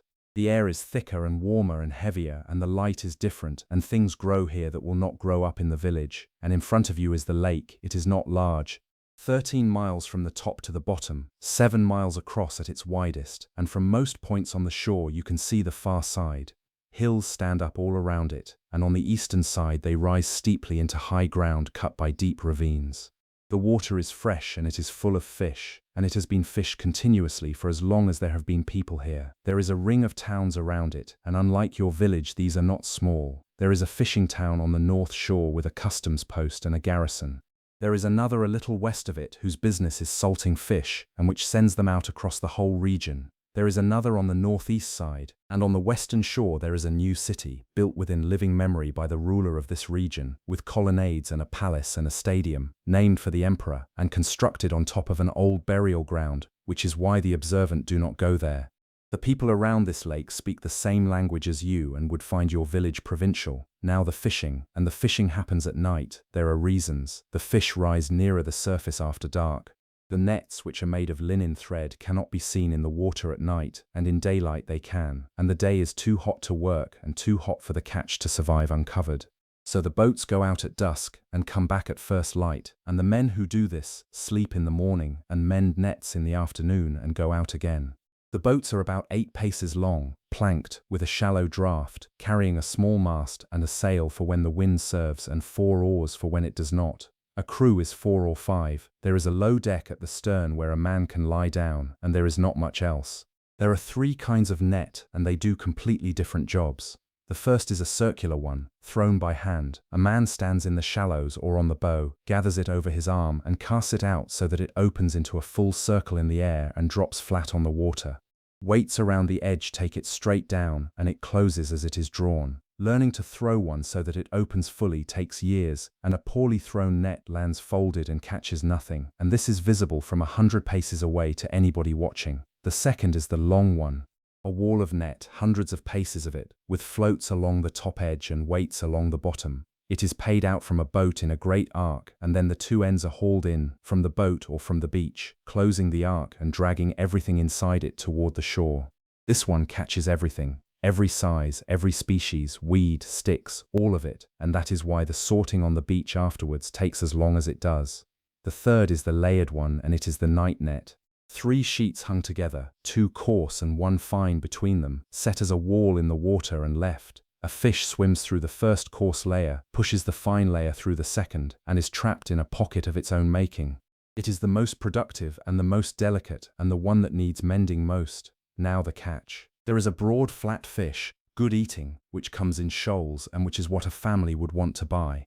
There are long whiskered fish that go deep, and there are sardines, small and silver, in enormous quantities, and it is the sardines that are the industry. They are what gets salted. Barreled in salt by the thousand, packed in jars, loaded onto donkeys and carried up out of the valley and across the hills to villages like yours, where a family buys a handful at a time. Come to the shore at dawn, the boats come in and are hauled up. The nets come out over the side into a heap, and the heap is moving, and then everything is sorted by hand, on the stones, into baskets, not only by size and by kind, by whether it is permitted. The law says that what comes out of the water may be eaten if it has fins and scales, and a good deal of what comes out of this lake does not. The whiskered ones, which are large and would feed a family, go straight back over the side, and nobody hesitates and nobody discusses it. So the sorting is a sorting into good and no good, done fast, with cold wet hands, in the grey light, and the useless half goes back into the water and the birds come for it. The smell of the shore at this hour is very strong and is not entirely pleasant, and there are flies in numbers. Then the nets are spread and mended. This is not a small job. It is hours every single day. Linen thread breaks, floats come off, weights are lost, a stone tears a hole 2 arm spans wide. Men sit on the stones with the net across their knees and a needle, working through it section by section, and they talk while they do it, and this is when the arrangements and the arguments and the news of the lake all happen. A net that is not mended tonight is a night's earnings lost tomorrow. Now the money, because this is a business. A boat is expensive. It is usually owned by a family or by 2 families in partnership, and it is inherited, and it is repaired rather than replaced. The right to fish the lake is not free. It is leased, and the tax is taken, and there is a customs post on the shore of the northern town where a man sits and assesses what comes in. Everybody on that beach knows exactly how much of what they pull out of the water will remain theirs, and it is less than they would like, and this is a constant low grievance that is never quite spoken in front of the wrong person. And now the wind. This is the thing about this lake that people who have not been here do not understand. It sits low, hundreds of feet down in a trough, with high ground all around and deep ravines coming down off the eastern heights. When cold air on those heights slides down through the ravines and hits the warm, heavy air sitting on the water, it does so suddenly, The lake can go from flat to violent in a quarter of an hour, not gradually. The surface hardens, the water stands up into short, steep waves with very little distance between them, and a boat 8 paces long with a shallow draft is in immediate trouble. It happens most often in the late afternoon and in the evening, and it happens most often in certain months, and every man who works this water has been caught by it and has bailed with a bowl and has watched the shore refuse to come closer. Boats are lost, men are lost. It is not frequent and it is not rare. That is why the crews watch the eastern hills constantly, out of habit, the way a person checks the sky. It is why they stay in close to the shore when the light is wrong. And it is why a man who can look at that lake and not be afraid of it is regarded by the people who work it as a very unusual man indeed. Now go back up. You climb out of the valley with a small jar of salted fish, and the air gets cooler and thinner as you rise, and by the time you reach the ridge, the lake is a blue plate behind you with the light on it. You will not see it again for months. Chapter 9. Fields and seasons. The year here does not begin in the middle of winter. It begins when the rain comes back. For 4 or 5 months through the summer and into the autumn there has been none, not a shower. The ground is baked to a pale crust that rings under a heel. The terraces are the color of dust. Every green thing that is still green is green because its roots are deep or because somebody has been carrying water to it. Then, sometime in the autumn, the sky changes. The first rains come, and they are called the early rain, and they are the most watched event of the year. They soften the crust. They wet the ground to a depth where a plow can enter it. Until they arrive, nothing can be done, and every household is waiting, with the seed grain already set aside and the plow already checked and the oxen already fed up. If they come late, everything after them is late. If they fail, the year fails. When they come, the whole village goes out. Now the ploughing. The furrows go across the slope, not up and down it, because up and down invites the winter water to take the soil off the hill and put it in the valley. On a terrace you go the length of the terrace and turn. The plough scratches its shallow line. The seed is broadcast by hand from a bag at the hip with a swing of the arm that a man learns as a child, and then it is covered, either by a second pass of the plough or by driving the animals over it. Some of the seed does not make it. It falls on the beaten path at the edge where nothing will root, and the birds take it. It falls where the soil is thin over the rock, and it comes up fast because the shallow ground warms fast, and then the sun finds it in the spring, and it dies because it has nowhere to send a root. It falls in among the thorn scrub at the field's edge, and the scrub grows faster and takes the light. Every farmer here can look at a field in the spring and tell you exactly where each of those things has happened, because it happens in every field, every year, and it is simply the arithmetic of sowing by hand. Now the winter. The rains keep on and off, through the cold months. It is not warm. There is frost in these hills, and there is occasionally snow, and the wind comes and the houses smoke and everybody stays in more. The grain comes up and grows slowly and greens the terraces, and this is the quietest part of the year for work in the fields. It is when other things get done. Walls are rebuilt where the winter water knocked them out. Tools are mended, cloth is woven, trees are pruned, weddings happen. Then in the early spring, the second rains. They are called the latter rain, and they matter as much as the first. They come when the grain is heading up, and they are what fills the ear. Grain that gets no latter rain makes a head that is thin and light, and the crop is standing there looking almost right and is worth half of what it should be. 2 rains, that is the whole system. Everything about food in this country hangs from those 2 events, neither of which anyone can influence in any way whatsoever. Then, in the spring, the barley. Barley first, because it ripens earlier, and the whole village goes to the fields. Reaping is done with a sickle, a curved blade with a short handle. You bend, gather a handful of stalks in your left hand, cut below your fist with your right, and lay it down. Then again, for hours, bent at the waist, with the sun coming up. It is the hardest physical work in the year, and everyone does it, and there are people who come from outside to be hired for it by the day, standing in the market at dawn hoping to be taken on. The cut stalks are bound into sheaves. The sheaves are stacked. The stacks are carried to the threshing floor. Now the threshing floor, which is a public place, it is a circle of flat exposed bedrock or a patch of ground beaten hard over generations, and it is usually on a rise or a shoulder of the hill where the wind gets to it. It is shared. Every household in the village uses the same one in turn, and during the weeks of harvest there are people on it day and night. The sheaves are spread out on it. Then the oxen are brought, and either they are walked over it in circles, or they drag a sledge behind them, which is a heavy board with sharp stones or iron teeth set into its underside, weighted by a man or a child riding on it. Round and round, for hours, and the sledge cracks the heads open and cuts the straw up small. The animal doing this work is not muzzled, it is walking on food all day and it takes mouthfuls as it goes, and the law is explicit that it may. That is not sentiment about animals. It is a rule about what is decent toward a creature that is doing the work. Then the winnowing, and this is done in the evening. By late afternoon a breeze comes up off the hills reliably most days, and that is what the winnowing waits for. A man takes a wide wooden fork and throws the mass up into the air, high into the moving air. The grain is heavy and falls straight back down into a heap at his feet. The chaff and the broken straw are light, and the breeze takes them sideways, and they drift and settle in a long tail downwind. He does this over and over into the evening, and the heap of clean grain grows, and the pile of chaff builds up at the edge of the floor and will be burned or used for bedding. Then it is sieved, and the last of the grit and the weed seed is worked out, and now it is grain.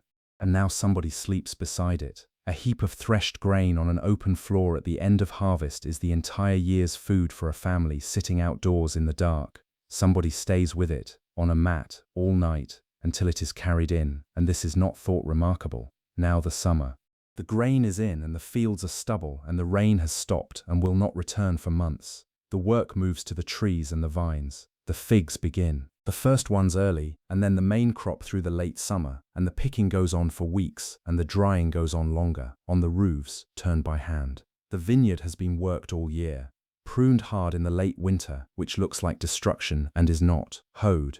The stones cleared and stacked into the wall around it, and at the edge of it there is a tower, a rough stone platform or a small hut on legs, and as the grapes come ripe somebody sits in it, all day and all night, for weeks, because a vineyard in the last month before harvest is a target for animals and for people. Then the treading.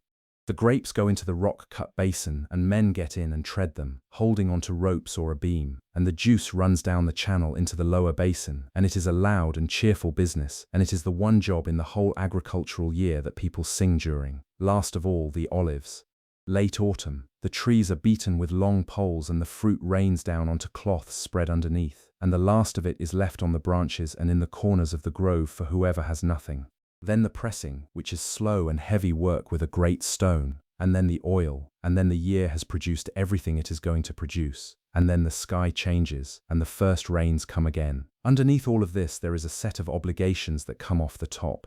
The first of the crop is not eaten. The first sheaf, the first fruits, the first of the oil are taken and given. A tenth is set apart, then further portions. What actually arrives in the household jar is what remains after all of that, and everyone here has been calculating those fractions their whole life and does it without paper.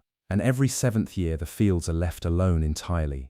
Nothing sown, nothing reaped, whatever comes up by itself left for anyone to take. That is the law, and keeping it requires a household to have planned for it years in advance, and it is a genuine act of nerve. And through the whole year, the fear. The hot wind out of the east, which comes in the spring and in the autumn, and which can arrive without warning and blow for 2 or 3 days, dry as an oven, and which browns and kills standing grain in an afternoon. Hail, which is rare, and which flattens everything it touches.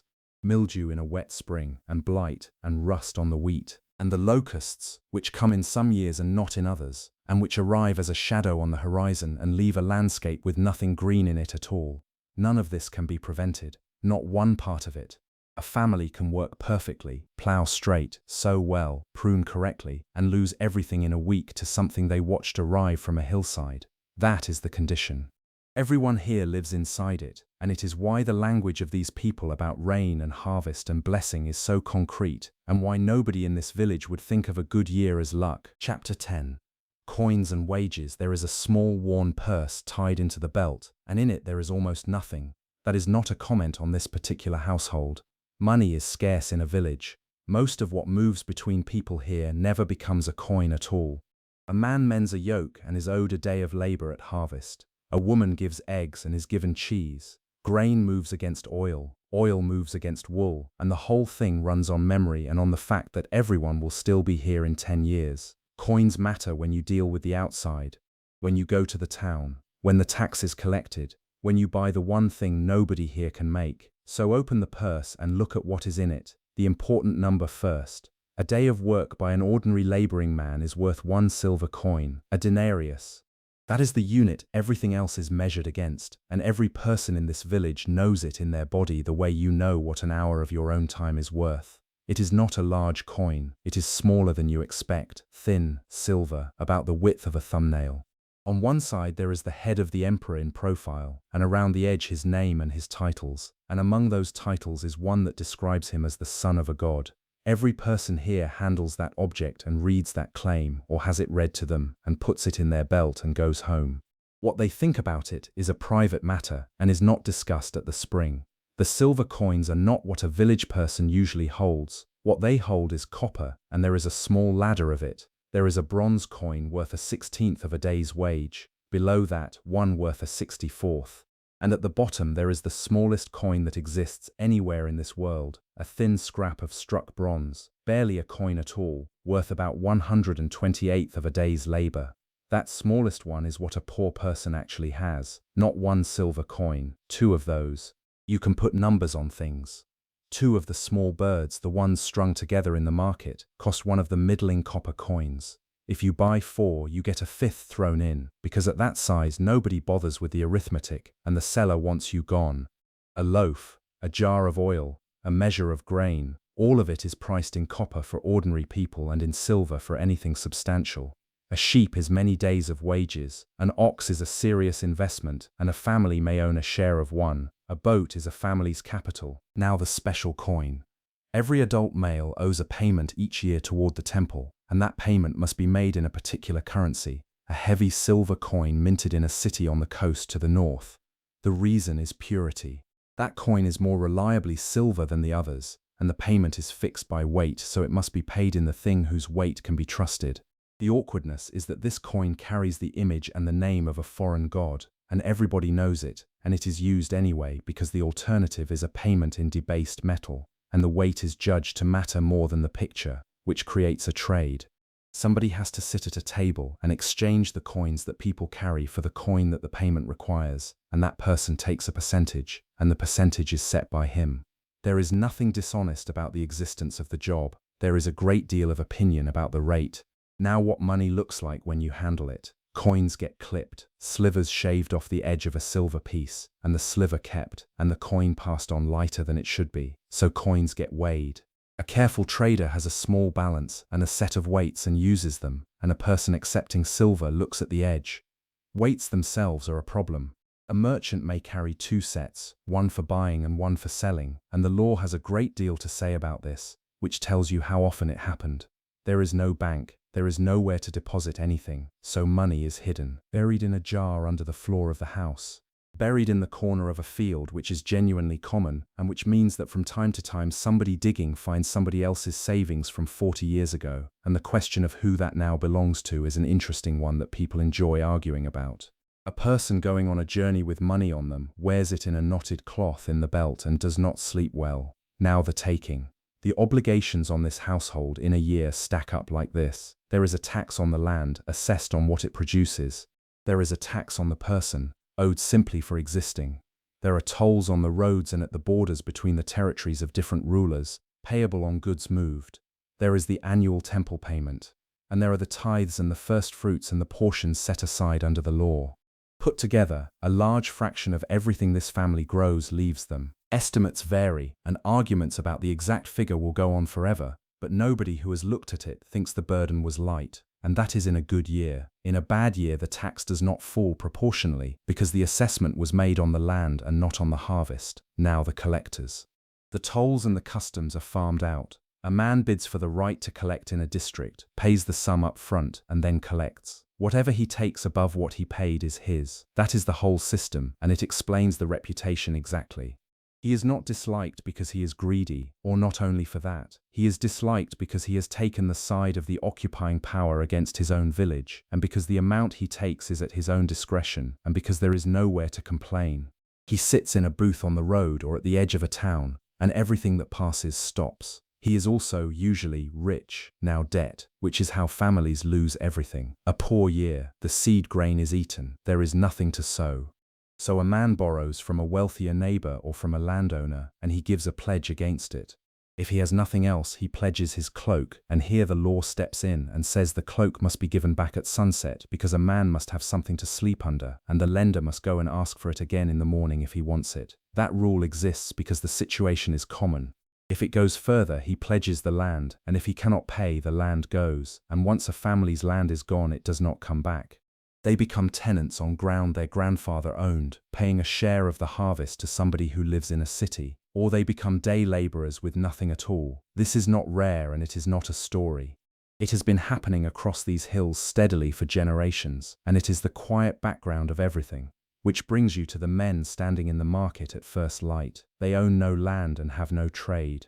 They stand there every morning, and a steward or a farmer comes and takes as many as he needs for the day, and the rest wait, and at some point in the afternoon those who have not been taken go home with nothing. A man hired at dawn works until dark for 1 silver coin. And the law says he must be paid that evening, before the sun goes down, and not held over to the next day. The reason is written plainly: he is poor, and he is counting on it, and his household eats tonight or does not. That is the shape of money here, not a system of accumulation, a system in which most people are perpetually about 1 bad month away from the edge, and everybody knows precisely where the edge is. Chapter 11. The road everybody walks. That is the first thing to understand about distance in this world. There is no other way for an ordinary person to move. A donkey may carry the goods. A donkey may carry a woman who is pregnant or old. The people walk. A fit adult with a light load covers something like 20 miles in a day over these hills, and that is a full day from before the heat to after it, with a long stop in the middle. Which means distance is measured in days, and a place 4 days away is genuinely far, and a place 2 hours away is essentially local. Now what you take: a staff, which is a real tool and not a decoration. It tests the ground on a loose slope, it takes weight on a descent, it moves a snake off the path, and it discourages a dog. A bag over the shoulder, with bread in it, and some dried figs, and salt. A skin of water, which is a whole goat skin sewn at the legs and neck, and which sweats slightly through the leather, and which is what keeps the water cool. The cloak, which is on your back in the morning and rolled under your arm by midday and is your blanket tonight. Nothing else. There is nothing else to take. Now when you walk, you leave in the dark and you walk in the first light, because the first 3 hours are the good ones. By the middle of the day, the sun on these white paths is a serious matter, and you stop. Under a tree if there is one, in the shade of a rock if there is not, and you sit out the worst of it, and eat and doze, and then you go on in the late afternoon and into the first of the evening. The idea of walking through the middle of the day for no reason would strike everyone here as the behavior of somebody who does not know what they are doing. Now the surface. There are real roads in this country, engineered, paved, cambered, with milestones on them, running along the coast and up the valleys and connecting the places the army needs to reach. They are excellent, and they were not built for you. What you walk on is a path. A dirt track worn into the hillside by feet and hooves over centuries, wide enough for 2 people or 1 loaded animal running along a contour, with the stones showing through where the soil has washed off. In the winter it is mud and running water. In the summer it is fine white dust, ankle deep in places, and it gets into everything. It coats your legs, it is in your hair and in the weave of your cloak. When you arrive somewhere, you are grey to the knee. Which is why the first act of hospitality anywhere is water for the feet, and why shaking the dust of a place off your clothes when you leave it is a gesture everybody understands immediately. Now the company. You do not travel alone if you can avoid it. Partly for the walking, which is long and dull, mostly because the roads are not safe. There are stretches where they are notoriously not safe, and everyone knows which stretches. The worst of them is the descent from the high country down to the valley in the south. It drops thousands of feet in a few miles through a landscape of bare rock and gorges and caves, with no villages and no water, and endless places for a person to wait out of sight. Everybody who travels that road knows what it is, and everybody hurries on it, and a person found beaten and robbed on that road is not a surprising event. So families travel together, villages travel together. At festival time, whole districts move at once, and the road becomes a slow river of people with their animals and their bedding and their children. Now the inns. They exist, along the main routes at intervals of about a day. A walled courtyard with a well, rooms or alcoves around the edge, space for the animals in the middle. They have a poor reputation and mostly deserve it. They are noisy, they are dirty, the company is mixed, and a woman traveling alone would not stay in one. You put your animals inside and you sleep near your own baggage. The real system is not the inn, it is hospitality. A traveler arriving in a village at dusk expects to be taken in, and somebody will take him in, and this is not kindness so much as obligation. He is given water for his feet, and food and a place on the floor, and in the morning he is sent on with bread. The duty runs deep and it runs both ways. A host who fails in it is shamed in front of everyone. A guest who abuses it is talked about for a very long time in a place he will never return to. Nobody is paid. The traveler is expected to do the same when his turn comes, and one day it will. Now the country you are crossing. From the village, everything is measured against Jerusalem, and Jerusalem is always up. You go up to Jerusalem regardless of the direction you approach from, because it sits high, and because going there is going up in every other sense too. It is about 90 miles from here, call it 4 days. There are 2 ways. The direct way goes south through the middle of the country, through the hills of the district in between, and it is shorter and it goes through territory where the people are related to you historically and worship the same God and disagree about where he is to be worshipped, and have disagreed about it for centuries with a bitterness that only relatives manage. Passing through is done briskly. Buying food there is a question with layers in it. Some travelers do it and think nothing of it, and some would rather not. The other way goes east first, drops into the great valley of the river, turns south along it, and comes up at the end through the desert to the city. It is longer and it is much hotter down in the valley, and it avoids the whole question. Both routes end with the same climb, up out of the low country, thousands of feet in a day. And 3 times a year people make that journey on purpose. The festivals, the whole household if it can, or the men and whoever else can walk it, joining more and more people at every junction until the road is full. And on the last climb they sing. There is a set of short psalms for exactly this, sung going up, and you hear them coming off the hillside ahead of you and behind you all day. Then you come over the last rise and the city is there, now the animals. A donkey is the working transport of this world. Cheap to keep, sure-footed on bad ground, carries a serious load, does not need much water, lives a long time and is stubborn in ways every household has opinions about. Camels are for the long-distance caravans coming from the east and the south with spices and incense and cloth, and they pass through and they do not stop here. Horses are for soldiers and for the wealthy and are essentially never seen in a village. Carts are rare in the hills. The tracks are too narrow and too steep and too rocky. On the plains and the coast there are wheels. Up here almost everything moves on a back. Now what this means for your life. Most people in this village will spend their entire lives inside a circle about 20 miles across. They will go to the market town 4 miles off many times. They may go to the lake. They may go up to Jerusalem for a festival a handful of times, or once, or never. Beyond that, nothing. They will meet people from further away because the roads bring them through, and they will hear about the world constantly. But they will not see it. And news travels at the speed of a walking man. Something that happens in Jerusalem is known here in 4 or 5 days, and it arrives through 3 or 4 mouths, and it arrives at the spring, and it is discussed with the seriousness of something that could not be checked. That is the last thing about the road. It is quiet. Hour after hour of feet on grit, the creak of a load, a bird, the wind coming over a shoulder of hill, the sound of your own breathing on a climb. Long stretches with nobody in sight in either direction. Then a bend, and a man with a donkey coming the other way, and a greeting, and he is past, and it is quiet again. You have a great deal of time to think, and no way to fill it, and that is simply what a journey is. Chapter 12. The market town 4 miles northwest of the village. Over the ridge, there is a city, not a large one by the standards of the world, but a real one. And from the top of the hill above your village you can see it, sitting up on its own hill with the light on its buildings. It was destroyed within living memory in the fighting after the old king died, and it has been rebuilt since, deliberately and expensively, by the ruler of this region who made it his capital. Which means that for the last 20 or 30 years there has been continuous construction work 4 miles from your house. That is not a small detail. Building on that scale needs stonecutters and hauliers and carpenters and laborers, and it draws them from every village within a day's walk, and it pays in coin. Now walk over. It takes about an hour and a half, uphill and then along. You go early, with whatever you are bringing to sell, and there are others on the path doing the same, and by the time you reach the outskirts you are in a stream of people, and then you are in a city, and it does not look like anywhere you live. The street is paved.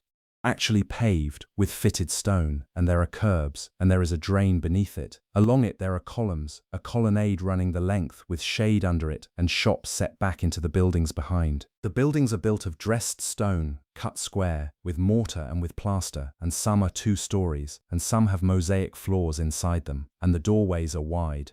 There is a system that brings water into the city from springs some distance away through channels and pipes, and it arrives without anyone carrying it. That is the detail that would strike you hardest. Up in the village, water is 2 jars and an hour of your morning. Down here it comes out of a wall. There is a theatre cut into the slope, a half bowl of stone seating holding thousands. What is performed there is not from this country. Whether a person from your village would go and sit in it is a question with a whole set of opinions attached. And the answers vary by household, and people know which of their neighbors go. Now the market. It is loud in a way that nothing in your village is ever loud. Stalls and awnings and baskets on the ground. Grain, oil, wine, dried fish, cheese, live birds in cages, vegetables laid out in heaps. Cloth, rope, pottery stacked in towers, iron tools, which is very likely what you have come for because nobody in your village can make a sickle blade. Spices in small quantities and at prices that make you look and move on. Perfume in tiny sealed jars which arrived from a very long way away and costs more than a house would. 2 languages in the air at once, yours and the other one, the trade language of the whole Eastern world, and a great many people here move between the 2 without effort. Your own name probably has a version in both, and people who are not from here. Soldiers, officials, servants of the ruler's household, traders from the coast, and men whose accents place them somewhere you have never been. Now the buying. There is no such thing as a price on a thing. Every transaction is a conversation.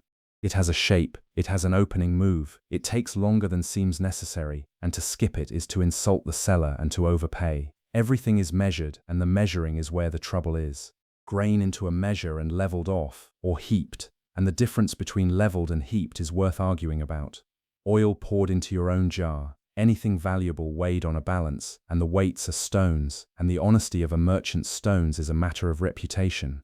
The law is severe about false weights and about 2 sets of them, and the fact that it needs to keep saying so tells you what the market is like. Now what you are selling. You have brought figs, dried and pressed into cakes, a skin of oil if it was a good year, perhaps wool, perhaps a kid. You will not get much for them. You are one small seller among many, arriving with a small quantity of exactly the same things every other villager brought, at exactly the time of year when everyone has them. The traders know this. Prices are lowest when supply is highest, which is when you have something to sell. That is the arithmetic of being a small holder, and it has never been any different. Now the toll. There is a booth. Goods coming into the city are assessed. What you have brought is looked at, and a portion of its value is taken, and there is no discussion. You pay it, and you go through, and this is one of several such moments in a year, and it is one of the things people are talking about when they talk about the way things are. Now the rest of it. There is a synagogue here, larger than the one in your village, and there are men here who read and who argue about what they read, and a village person who goes to hear them come away with something to repeat at home. There is a bathhouse, with heated rooms and a furnace under the floor, and water in quantity, and there is nothing remotely like it in your world. There are drains, and there is a smell in the streets that is not the smell of a village, which is animals and smoke. It is people in numbers, and cooking oil, and refuse, and the tannery on the downwind edge. There are beggars along the colonnade where the traffic is, because a city is a place where there are enough passing strangers for begging to work, and a village is not. And by the middle of the afternoon you want to go home. That is the honest reaction of most village people to a city. It is interesting and it is exhausting, and there are too many people who do not know you and whom you cannot place, and everything costs money, and the noise does not stop.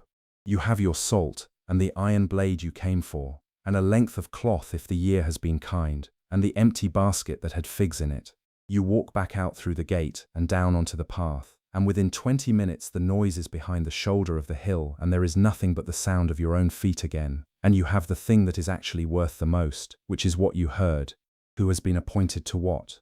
What is being said about the taxes? What happened in the south? What a man in the market told somebody about a thing he saw. You will be repeating that at the spring tomorrow morning, and it will go through the whole village by the evening, and this is how everybody here knows anything at all about the world they live in. The city is behind you. Ahead, on the slope, the terraces, and the smoke going up from the courtyards, and the goats coming down off the hill. Chapter 13.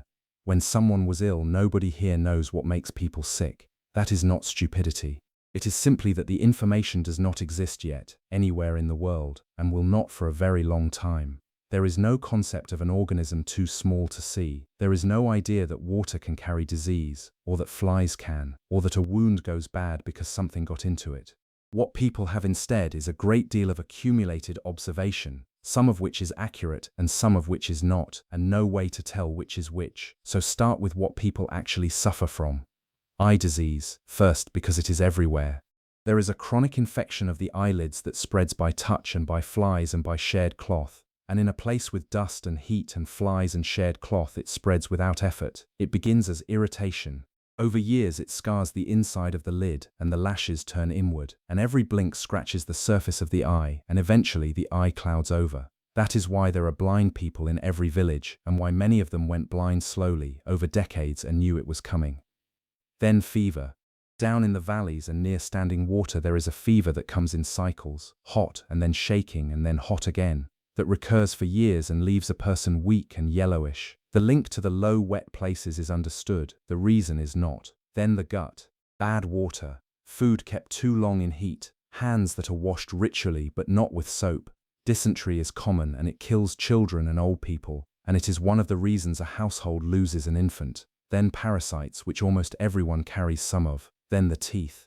Grinding grain between stones puts grit in the flour, and the flour wears the teeth flat. And once the enamel is gone, the decay follows, and an abscess in the jaw is agony, and there is nothing to be done for it except to have the tooth pulled out by somebody with a strong grip. Then the body wearing out from work. Backs, knees, shoulders, hands that no longer close properly. A woman of 40 who has been carrying water twice a day since she was 8 moves like someone older. And then the injuries. A cut from a sickle, a crush from a stone, a fall from a roof. A break that is splintered and set by a person doing their best, and that heals crooked, and the person limps for 50 years. Now the children. This is the part that is hardest to hold in the mind because it is so unlike anything you know. A very large share of children born here do not reach the age of 5, something in the region of a third, and in a bad year more, which means that almost every mother in this village has buried a child, not 1 in 10, most of them. It is not a rare tragedy. It is a stage of life, and everyone has been through it, and there is a shared vocabulary for it that people reach for without effort. That does not mean it is felt less. There is no reason at all to think these people grieved less than you would. It means that the grief happened inside a world where it was expected, and where the woman next to you at the spring had done the same thing twice, and childbirth itself is dangerous. There is a midwife, and there are other women, and there is a birthing stool, and there is a great deal of practical skill in the room. There is nothing at all for a hemorrhage or for a labor that will not progress. Now the number people misunderstand. You will hear that people in this world died at 35. That is an average, and the average is dragged down enormously by all those infants. A person who survived childhood and reached 20 could reasonably expect to see their 50s or 60s. There are old people in this village. There are grandmothers and great-grandmothers. Somebody in the courtyard is well past 70, and everyone knows exactly how old because they count it by harvests. Now what is done when somebody is ill? Oil first. Olive oil is poured on wounds and rubbed into skin, and it does help because it seals a wound from the air and softens what has dried onto it. Wine on a wound too, and wine is mildly antiseptic, and the combination of oil and wine poured onto an injury is standard first aid known to everyone. Poultices. Figs mashed and bound onto a boil to draw it. Crushed herbs on inflammation, wrapping and binding, which is done well because people here bind and wrap and splint constantly. Honey on wounds and on sore throats. A resin from a shrub that grows east of the river traded as a healing balm, and expensive. Herbs taken internally, some genuinely active, some not. Wine as a painkiller, and as almost the only painkiller. Now the physician. They exist. In the towns. There is a whole tradition of medical writing in the wider world, and some of it is careful and observant, and some of it is nonsense, and a village family will not usually be dealing with the careful end. They cost money. A chronic illness can consume everything a household has over years of paying one practitioner after another, each with a different theory, each with a fee, and the patient no better at the end of it than at the start. This happens often enough that everybody has heard of a case. Now the other thing that is done, which is the first thing, not the last. You pray, and you ask others to pray, and the elders of the village come to the house and pray over the person and anoint them with oil. That is not a substitute for the poultice, it is done alongside. Nobody here draws the line you would draw between the two, because nobody here has a category of the world that operates independently of God. There are also amulets and charms and things written on scraps and tied on, and there are respected people who disapprove of these strongly, and there are ordinary households who use them anyway, quietly. Now the difficult idea. There is a strand of thinking, old and persistent, that connects suffering to wrongdoing, that a person who is afflicted has done something, or their parents did. It is not the only strand. There is a whole book in their scriptures devoted to attacking it at length, and the attack is not gentle.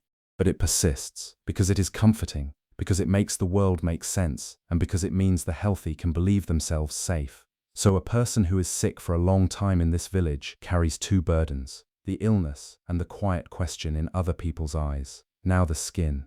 There is a body of law about a group of skin conditions, and the process is precise. A person with a suspicious patch goes to a priest, who looks at it, and who does not treat it, because that is not his function. He judges it.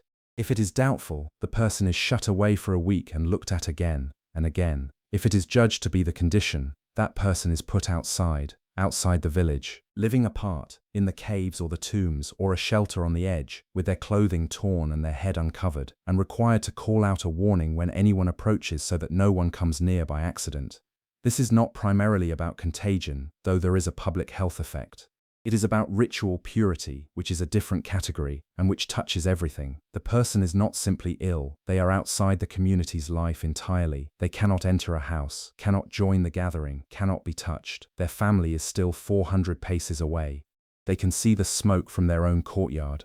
And there is a way back, if the condition clears, and it involves the priest inspecting again and a long ceremony of restoration over 8 days with washing and shaving and offerings. And it exists precisely because the condition sometimes does clear. Which means that being restored is a thing everybody has heard of and almost nobody has seen. Now the blind and the lame. There is no provision, there is no institution, no hospital, no arrangement of any kind. A person who cannot work is kept by their family if their family can keep them, and if they cannot, that person begs. They sit at a gate, or on a road where travelers pass, or at the entrance to a place where crowds go, and they call out, and people give. Giving is a religious duty and is taken seriously, so they are not ignored. They are also not going anywhere, and everybody knows their name, and everybody has walked past them 1,000 times. Now the mind. Behavior that cannot be explained is understood as something inhabiting the person. Seizures, mania, the voices, the withdrawal that will not lift. That framework is universal here. There is no competing account. And a family with such a person in a one-room house does what it can, which is not much, and sometimes the person ends up living outside as well. Now death. It comes quickly to the burial, the same day usually if the death was in the morning because of the heat. The body is washed and anointed with oil and with aromatics, and wrapped in linen strips with spices bound in among them, and the face covered with a separate cloth, and it is carried out on a bier by hand. The tomb is cut into the rock outside the village. A low entrance you have to stoop through, a chamber inside, and shelves or niches cut into the walls. The entrance is closed with a stone, sometimes a rough slab, sometimes a shaped disc that rolls in a channel. It is a family tomb. Your grandparents are in it, you know exactly where you will be put. And there is a second stage. After a year or so, when the flesh is gone, the family comes back and gathers the bones and puts them into a stone box. And the box goes into a niche with the others, and the shelf is free again for the next person. The name is scratched on the side of the box, often crudely, by somebody in the family. That is the only writing many people in this world will ever have attached to them. Now the mourning. It is loud and it is public and it is expected to be both. Clothes are torn, ash and dust go on the head.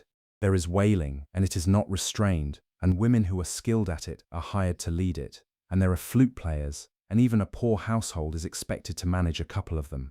The intense mourning runs 7 days, during which the family stays in the house and others bring them food and sit with them, often without speaking. Then a lighter period of a month, then a year, until the bones are gathered, and after that the formal mourning is over.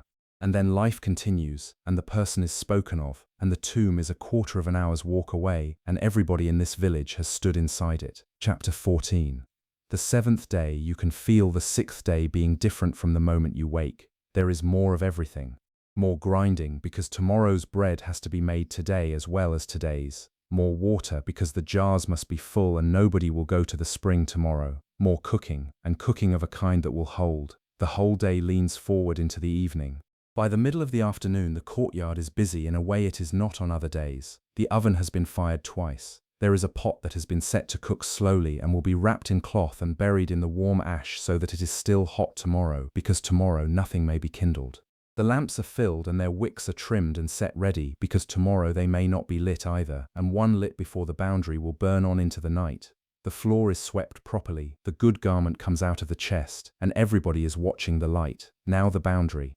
It is not a time, it is a thing you look at. The sun goes down behind the western ridge, and there is a period of dimming, and the moment is judged to have arrived when 3 stars can be seen in the sky at once. There is no clock and no bell. Somebody looks up and somebody else looks up, and it is agreed. The lamp is lit and there are words said over it, and that is the beginning. And then everything stops. Understand what stops. Not just paid work, because almost nobody here has paid work in that sense. The categories are specific, and they cover the ordinary business of keeping a household alive. You may not kindle a fire, you may not cook, you may not grind or knead or bake. You may not sow or plough or reap or bind or thresh or winnow. You may not spin or weave or sew or tie a knot that is meant to hold. You may not carry a load from one domain into another. You may not slaughter or tan or build or write. Which strips out in one stroke almost the entire content of a normal day. There is a limit on how far you may walk, roughly 2,000 paces from the edge of the settlement, which in practice means you may go anywhere in the village and into the fields near it and not to the next village. The animals rest too. That is written in explicitly, and it is not an afterthought. The ox does not plough today either, and the servant rests, and the hired man rests, and the foreigner living among you rests. The rule is aimed squarely at the people who would otherwise be made to work while others did not. Now what the day is actually like. The first thing you notice is the sound. There is no grinding. That is the strangest part. The one continuous background noise of every other morning of your life is simply absent, from every house, all at once. No loom knocking, no adze, no saw, no creak of a rope. The village is not silent, because there are children and animals and voices, but the layer of work underneath everything has been taken out, and what is left sounds thin and open. People are outside, sitting, talking without doing anything else with their hands, which is otherwise almost unheard of, because a woman's hands are always spinning and a man's are always mending something. Now the gathering. In the morning people go to the assembly. In a village this size it may be a room, or a house set aside, or simply a place where everyone knows to come. Someone brings out the scroll. It is handled carefully, with cloth, and it is heavy and awkward, and it is the single most valuable object the village collectively owns. A portion is read aloud, in Hebrew standing. Then it is rendered into Aramaic, so that everyone actually understands it, because most people here do not speak Hebrew in daily life. Then whoever is reading sits down and speaks about it, and everyone looks at him. That order matters. Standing to read the text, sitting to comment on it. It is the posture of authority in this world, and everyone in the room knows what it means when a man rolls up the scroll, hands it back and sits. There is no priest here. This is not a temple, and nothing is sacrificed. It is a room where the text is read and discussed, and any competent adult male may be asked to read, and a visitor with a reputation will usually be invited to. Which means that an ordinary man from an ordinary village who knows the text well can stand up in any settlement in the country and be handed the scroll, now the meal, the best food of the week. It was cooked yesterday and it has been kept warm in the ash. And there is bread that was baked yesterday and is still soft enough, and there is wine, and there may be meat if this week is a special one, and there is more than usual. The family eats together, all of them, at the same time, without anyone getting up to go and do something. That does not happen on any other day. Now the rest of the afternoon, it goes slowly. That is the point. People sleep in the middle of the day, which is otherwise a luxury nobody has. Children run around the courtyards and are not called away to help with anything, because there is nothing to help with. Old people talk and are listened to because there is time. And there are debates about the edges of the rules which are enjoyed by some and found tiresome by others, and which go on for centuries. Is this carrying? Is that a burden? If an animal falls into a pit today, do you pull it out? And everybody agrees that of course you pull it out, and then argues about why. Now the ending. 3 stars again, on the other side of the day. The lamp has burned down. Somebody looks up. And then it is the first day of the week, and the fire is kindled, and the quern comes out, and the ordinary noise starts again, and the whole thing rolls forward toward the next sixth day. Now think about what this does to a life. Every seventh day, without exception, for your entire existence, everything stops for a full day and a night. Not because you are tired, not because you have earned it, not because there is nothing to do. There is always something to do. It stops because it is time for it to stop. It is unconditional. A poor man gets it, a hired laborer gets it, a slave gets it. In a world where nobody else anywhere has anything like it, and where work simply continues until the person doing it cannot continue, this village stops one day in 7. Ask anyone here why, and they will tell you two things: that it is because the world itself was made in 6 days, and the 7th was set apart, and that it is because their ancestors were slaves and did not get to stop, and now they do. Now the year on top of it. The week is the small rhythm. There is a larger one. In the early spring there is the great festival of the departure from slavery, with the lamb and the unleavened bread and the household meal, and it is the biggest journey of the year for those who go up to the city. 7 weeks later, the festival of the wheat harvest, with the first loaves brought from the new grain. In the autumn, the new year and its trumpet. Then, 10 days later, the most solemn day of the whole calendar, a day of fasting and of atonement, when the ordinary noise of the world stops in a different way and everybody is quiet. And then, a few days after that, the harvest festival of the booths, when families build shelters of branches and live in them for a week and eat in them and sleep in them, which the children love beyond anything else in the year. In the winter there is the 8-day festival of lights commemorating a rededication, with a lamp lit each night. And in the late winter, a noisy, cheerful, unserious festival with a story read aloud and food sent to neighbors and gifts to the poor, which is the one time in the year when things get raucous. 6 or 7 fixed points, spread through the 12 months, tied to the harvests and to the memory of things that happened long ago, and everybody's sense of where they are in the year is anchored to them rather than to a number on a page. Chapter 15. Lamps. You have no idea how dark it gets. There is no lit thing anywhere, no street lamp, because there is no street, no light from a window, because the window is a hole the size of a forearm and it is stopped with a cloth. No glow on the horizon from a town, because the town 4 miles away is also at this hour dark. On a night with no moon, standing in your own courtyard, you cannot see the wall. You cannot see your hand at the end of your arm. You navigate by memory and by touch, and by the slope of the ground under your feet, which is why the moon governs everything. The calendar itself is built on it. A month is one cycle of the moon, and it begins when the first thin sliver is sighted after the dark, and there are people whose task it is to watch for exactly that and to report it. So everyone here knows where the moon is. Always, in the way you know what day of the week it is. Whether tonight will be bright or black is a fact you carry around with you and plan around. A journey gets scheduled for the full moon. A festival falls at the full moon, and the roads are walkable at night because of it. Now the lamp. Pick one up. It sits in the palm of your hand, and it is smaller than you would expect. A shallow closed dish of fired clay, a hole in the top to pour the oil in, and a spout pinched or molded at one end. Out of the spout comes a wick, a twist of flax fiber or a strip cut from a worn-out garment, and the end of it is black. You fill it with olive oil, not much.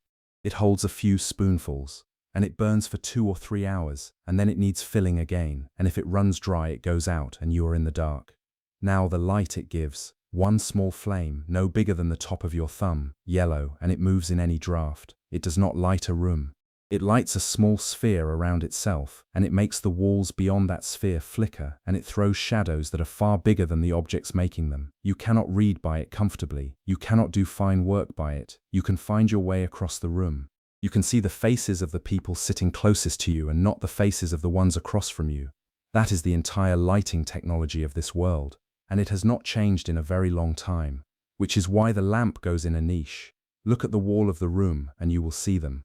Small hollows cut or built into the stone at about head height, and a lamp sits in one and the light goes out from there across the whole space instead of being trapped at floor level. Nobody puts a lamp under a basket. That is a thing so obviously absurd that it can be used to make a point. Now the oil and the cost of it. Burning a lamp costs food. The oil in that lamp is the same oil you dip your bread in, from the same jar, from the same trees. So light is rationed. A household does not burn lamps for the pleasure of it. One lamp in the evening for a few hours and then it goes out and everyone sleeps. A wealthier household burns more, and that is visible from outside, and it is one of the ways you can tell.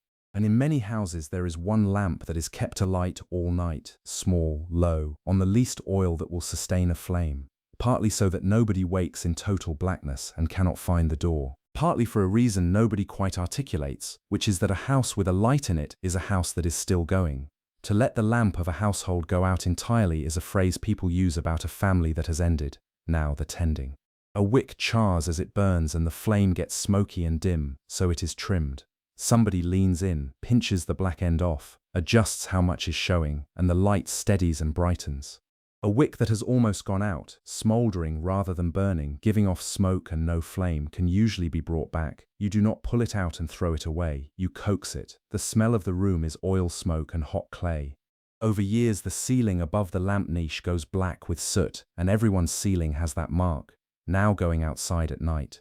The little clay lamp is nearly useless in the open. Any breath of wind takes it, and you walk with one hand cupped around the flame and the other feeling ahead, and you get about as far as the courtyard wall. For real outdoor light you need a torch, a bundle of resinous wood or rags soaked in oil or pitch, bound to a stick, and it burns hot and bright and smoky and drips, and it is what a group of people carry when they go out into the dark for a serious purpose. A number of torches moving together across a hillside at night can be seen for a very long way, and everybody who sees them wonders what is happening. Now what an evening is actually like. The work ends when the light does. There is no extending the day because extending it costs oil and gains you nothing you can do. So the family comes in. The animals are brought down into the lower end. The door is closed and barred, and it is barred with a real bar because that is the only security there is. The pot comes off the fire. Everyone sits on the floor around it, close together, in the small circle of lamplight, and eats, and then they talk. That is the evening. There is nothing else. No book, because there is no book in this house and most of the people in it could not read it. No work, because there is no light for it. So people talk, and they tell things, and the telling is not casual. This is an oral world. Everything anyone knows about their own history, their family, their law, their scriptures, arrives through somebody's mouth and is held in somebody's memory. A man who knows a great deal of the text by heart is a resource, and he recites, and the children hear the same passages hundreds of times across a childhood and know them without ever having decided to learn them. Stories about the grandparents, stories about the year the rain failed, what the elders said about a dispute 40 years ago, the genealogies which people can run through at length and which are not boring to them because those are the names of the people they came from. Memory in a world like this is far better than yours because it has to be, and because it is exercised every single night. Now go outside for a moment before sleeping. Look up. There is no glow anywhere on any horizon. The sky is completely black and completely full. The band of the galaxy runs across it like a spill of pale smoke, and it is not faint, it is obvious, it is the most prominent thing up there. Individual stars are sharp and colored, some orange, some blue-white. There are far more of them than you have ever seen. People here know that sky. Not in the way an astronomer knows it, but in the way a person knows a road they have walked all their life. They know which stars rise at which season, and they use them to tell the hour of the night, and they know that a certain cluster appearing before dawn means the rains are coming. They also know that watching the sky for messages about the future is a practice their tradition disapproves of, and they know that people in the great cities to the east do exactly that, professionally, and they find it interesting. Now the sounds, jackals, most nights, from the hills. A rising yelping chorus that starts in one place and is answered from another, and it is unnerving the first 100 times and then it is simply what the night sounds like. Dogs in the village answering them, not pets, half-wild scavengers that live around the edges and are tolerated. An owl. Something moving in the scrub. The animals at the low end of the room shifting and breathing. And that is all night. Now the fear, which is rational. The dark is genuinely dangerous. You cannot see a snake on the path. You cannot see a drop. Animals hunt at night and some of them are large. A person walking between villages after dark is taking a real risk and knows it, and the people who do it are shepherds and travelers who have misjudged the distance. So the night is a thing you go inside for and wait out. There are watchmen. On a town wall or on a threshing floor with the year's grain on it, somebody sits awake in shifts through the watches of the night, and they are looking for fire and for movement, and mostly they are simply staying awake. Ask a watchman what he wants and the answer is morning, nothing else. There is a phrase people use about longing for something more than a watchman longs for the morning, and every person who hears it has either done it or knows somebody who has. Now the last thing before sleep. The fire is banked. The embers are gathered into the middle and covered over with ash so that they hold their heat until dawn and can be woken with a stick and a breath. The lamp is left in its niche on its last thumb of oil, or it is put out. The mats come down, the cloaks come off the pegs and go over people. Somebody says the words, the same ones as the morning, quieter. And then it is dark and cold, and the animals shift their weight at the lower end of the room, and the whole village lies down at the same hour because there is nothing else to do, and will get up at the same hour tomorrow because the light will decide it. Chapter 16. Sleep, the light is going now. It goes quickly here. There is no long northern dusk. The sun drops behind the western ridge, and within half an hour the color has gone out of the hillside, and within an hour it is properly dark. So the last hour of the day is busy, and then it is not. Up on the slope above the village the flocks are coming down. You can hear them before you see them. The bells on a few of the older animals, a flat clanking that carries a long way in the still evening air. Then the sound of many small hooves on loose stone, which is a kind of dry rattle, and under it a boy's voice, and a dog. They come down the path in a loose stream, taking their time, stopping to pull at things, and the shepherd walks behind them and lets them. At the bottom they split. Each household's animals know where they are going. They peel off into their own lanes and their own courtyards without being told, because they have done it every evening of their lives, and the boy only has to keep the last few moving. Now the doors. The animals go down the 3 steps into the low end of the room, and there is some pushing, and one of the goats does the thing it does every night, and somebody swears at it without any real feeling. Then the door is closed, and the bar goes across, and that is a solid, heavy sound that happens in every house within about a quarter of an hour of each other, and if you were standing in the lane you would hear them going one after another up the slope. Once that bar is across, it does not come off. Not for a knock, not easily. Everyone inside is settled, the animals are in, the mats are laid, the lamp is lit, and getting up to unbar the door means stepping over 3 sleeping people in the dark. A man who is asked at that hour for a favor will say honestly that the door is already shut and the children are already down. Now the last water. Somebody went to the spring at dusk. There was a different crowd there than in the morning, slower, the day's work behind them, and the talk went on longer. The jars are full and standing in their hollows and covered against the dust, and nobody will touch them until first light. Now the lamp. It is in the niche. The wick has been trimmed. It gives its small yellow sphere of light, and the walls beyond it move slightly, and everyone in the room is inside that sphere or just at the edge of it. The pot has come off the embers. The bread is torn. The blessing is said. Everyone eats from the one dish with the right hand, and the smallest children are fed by whoever is nearest. And it is finished in 15 minutes. Then the fire is banked, the embers are pushed together into the middle and covered with ash, and they will hold until morning.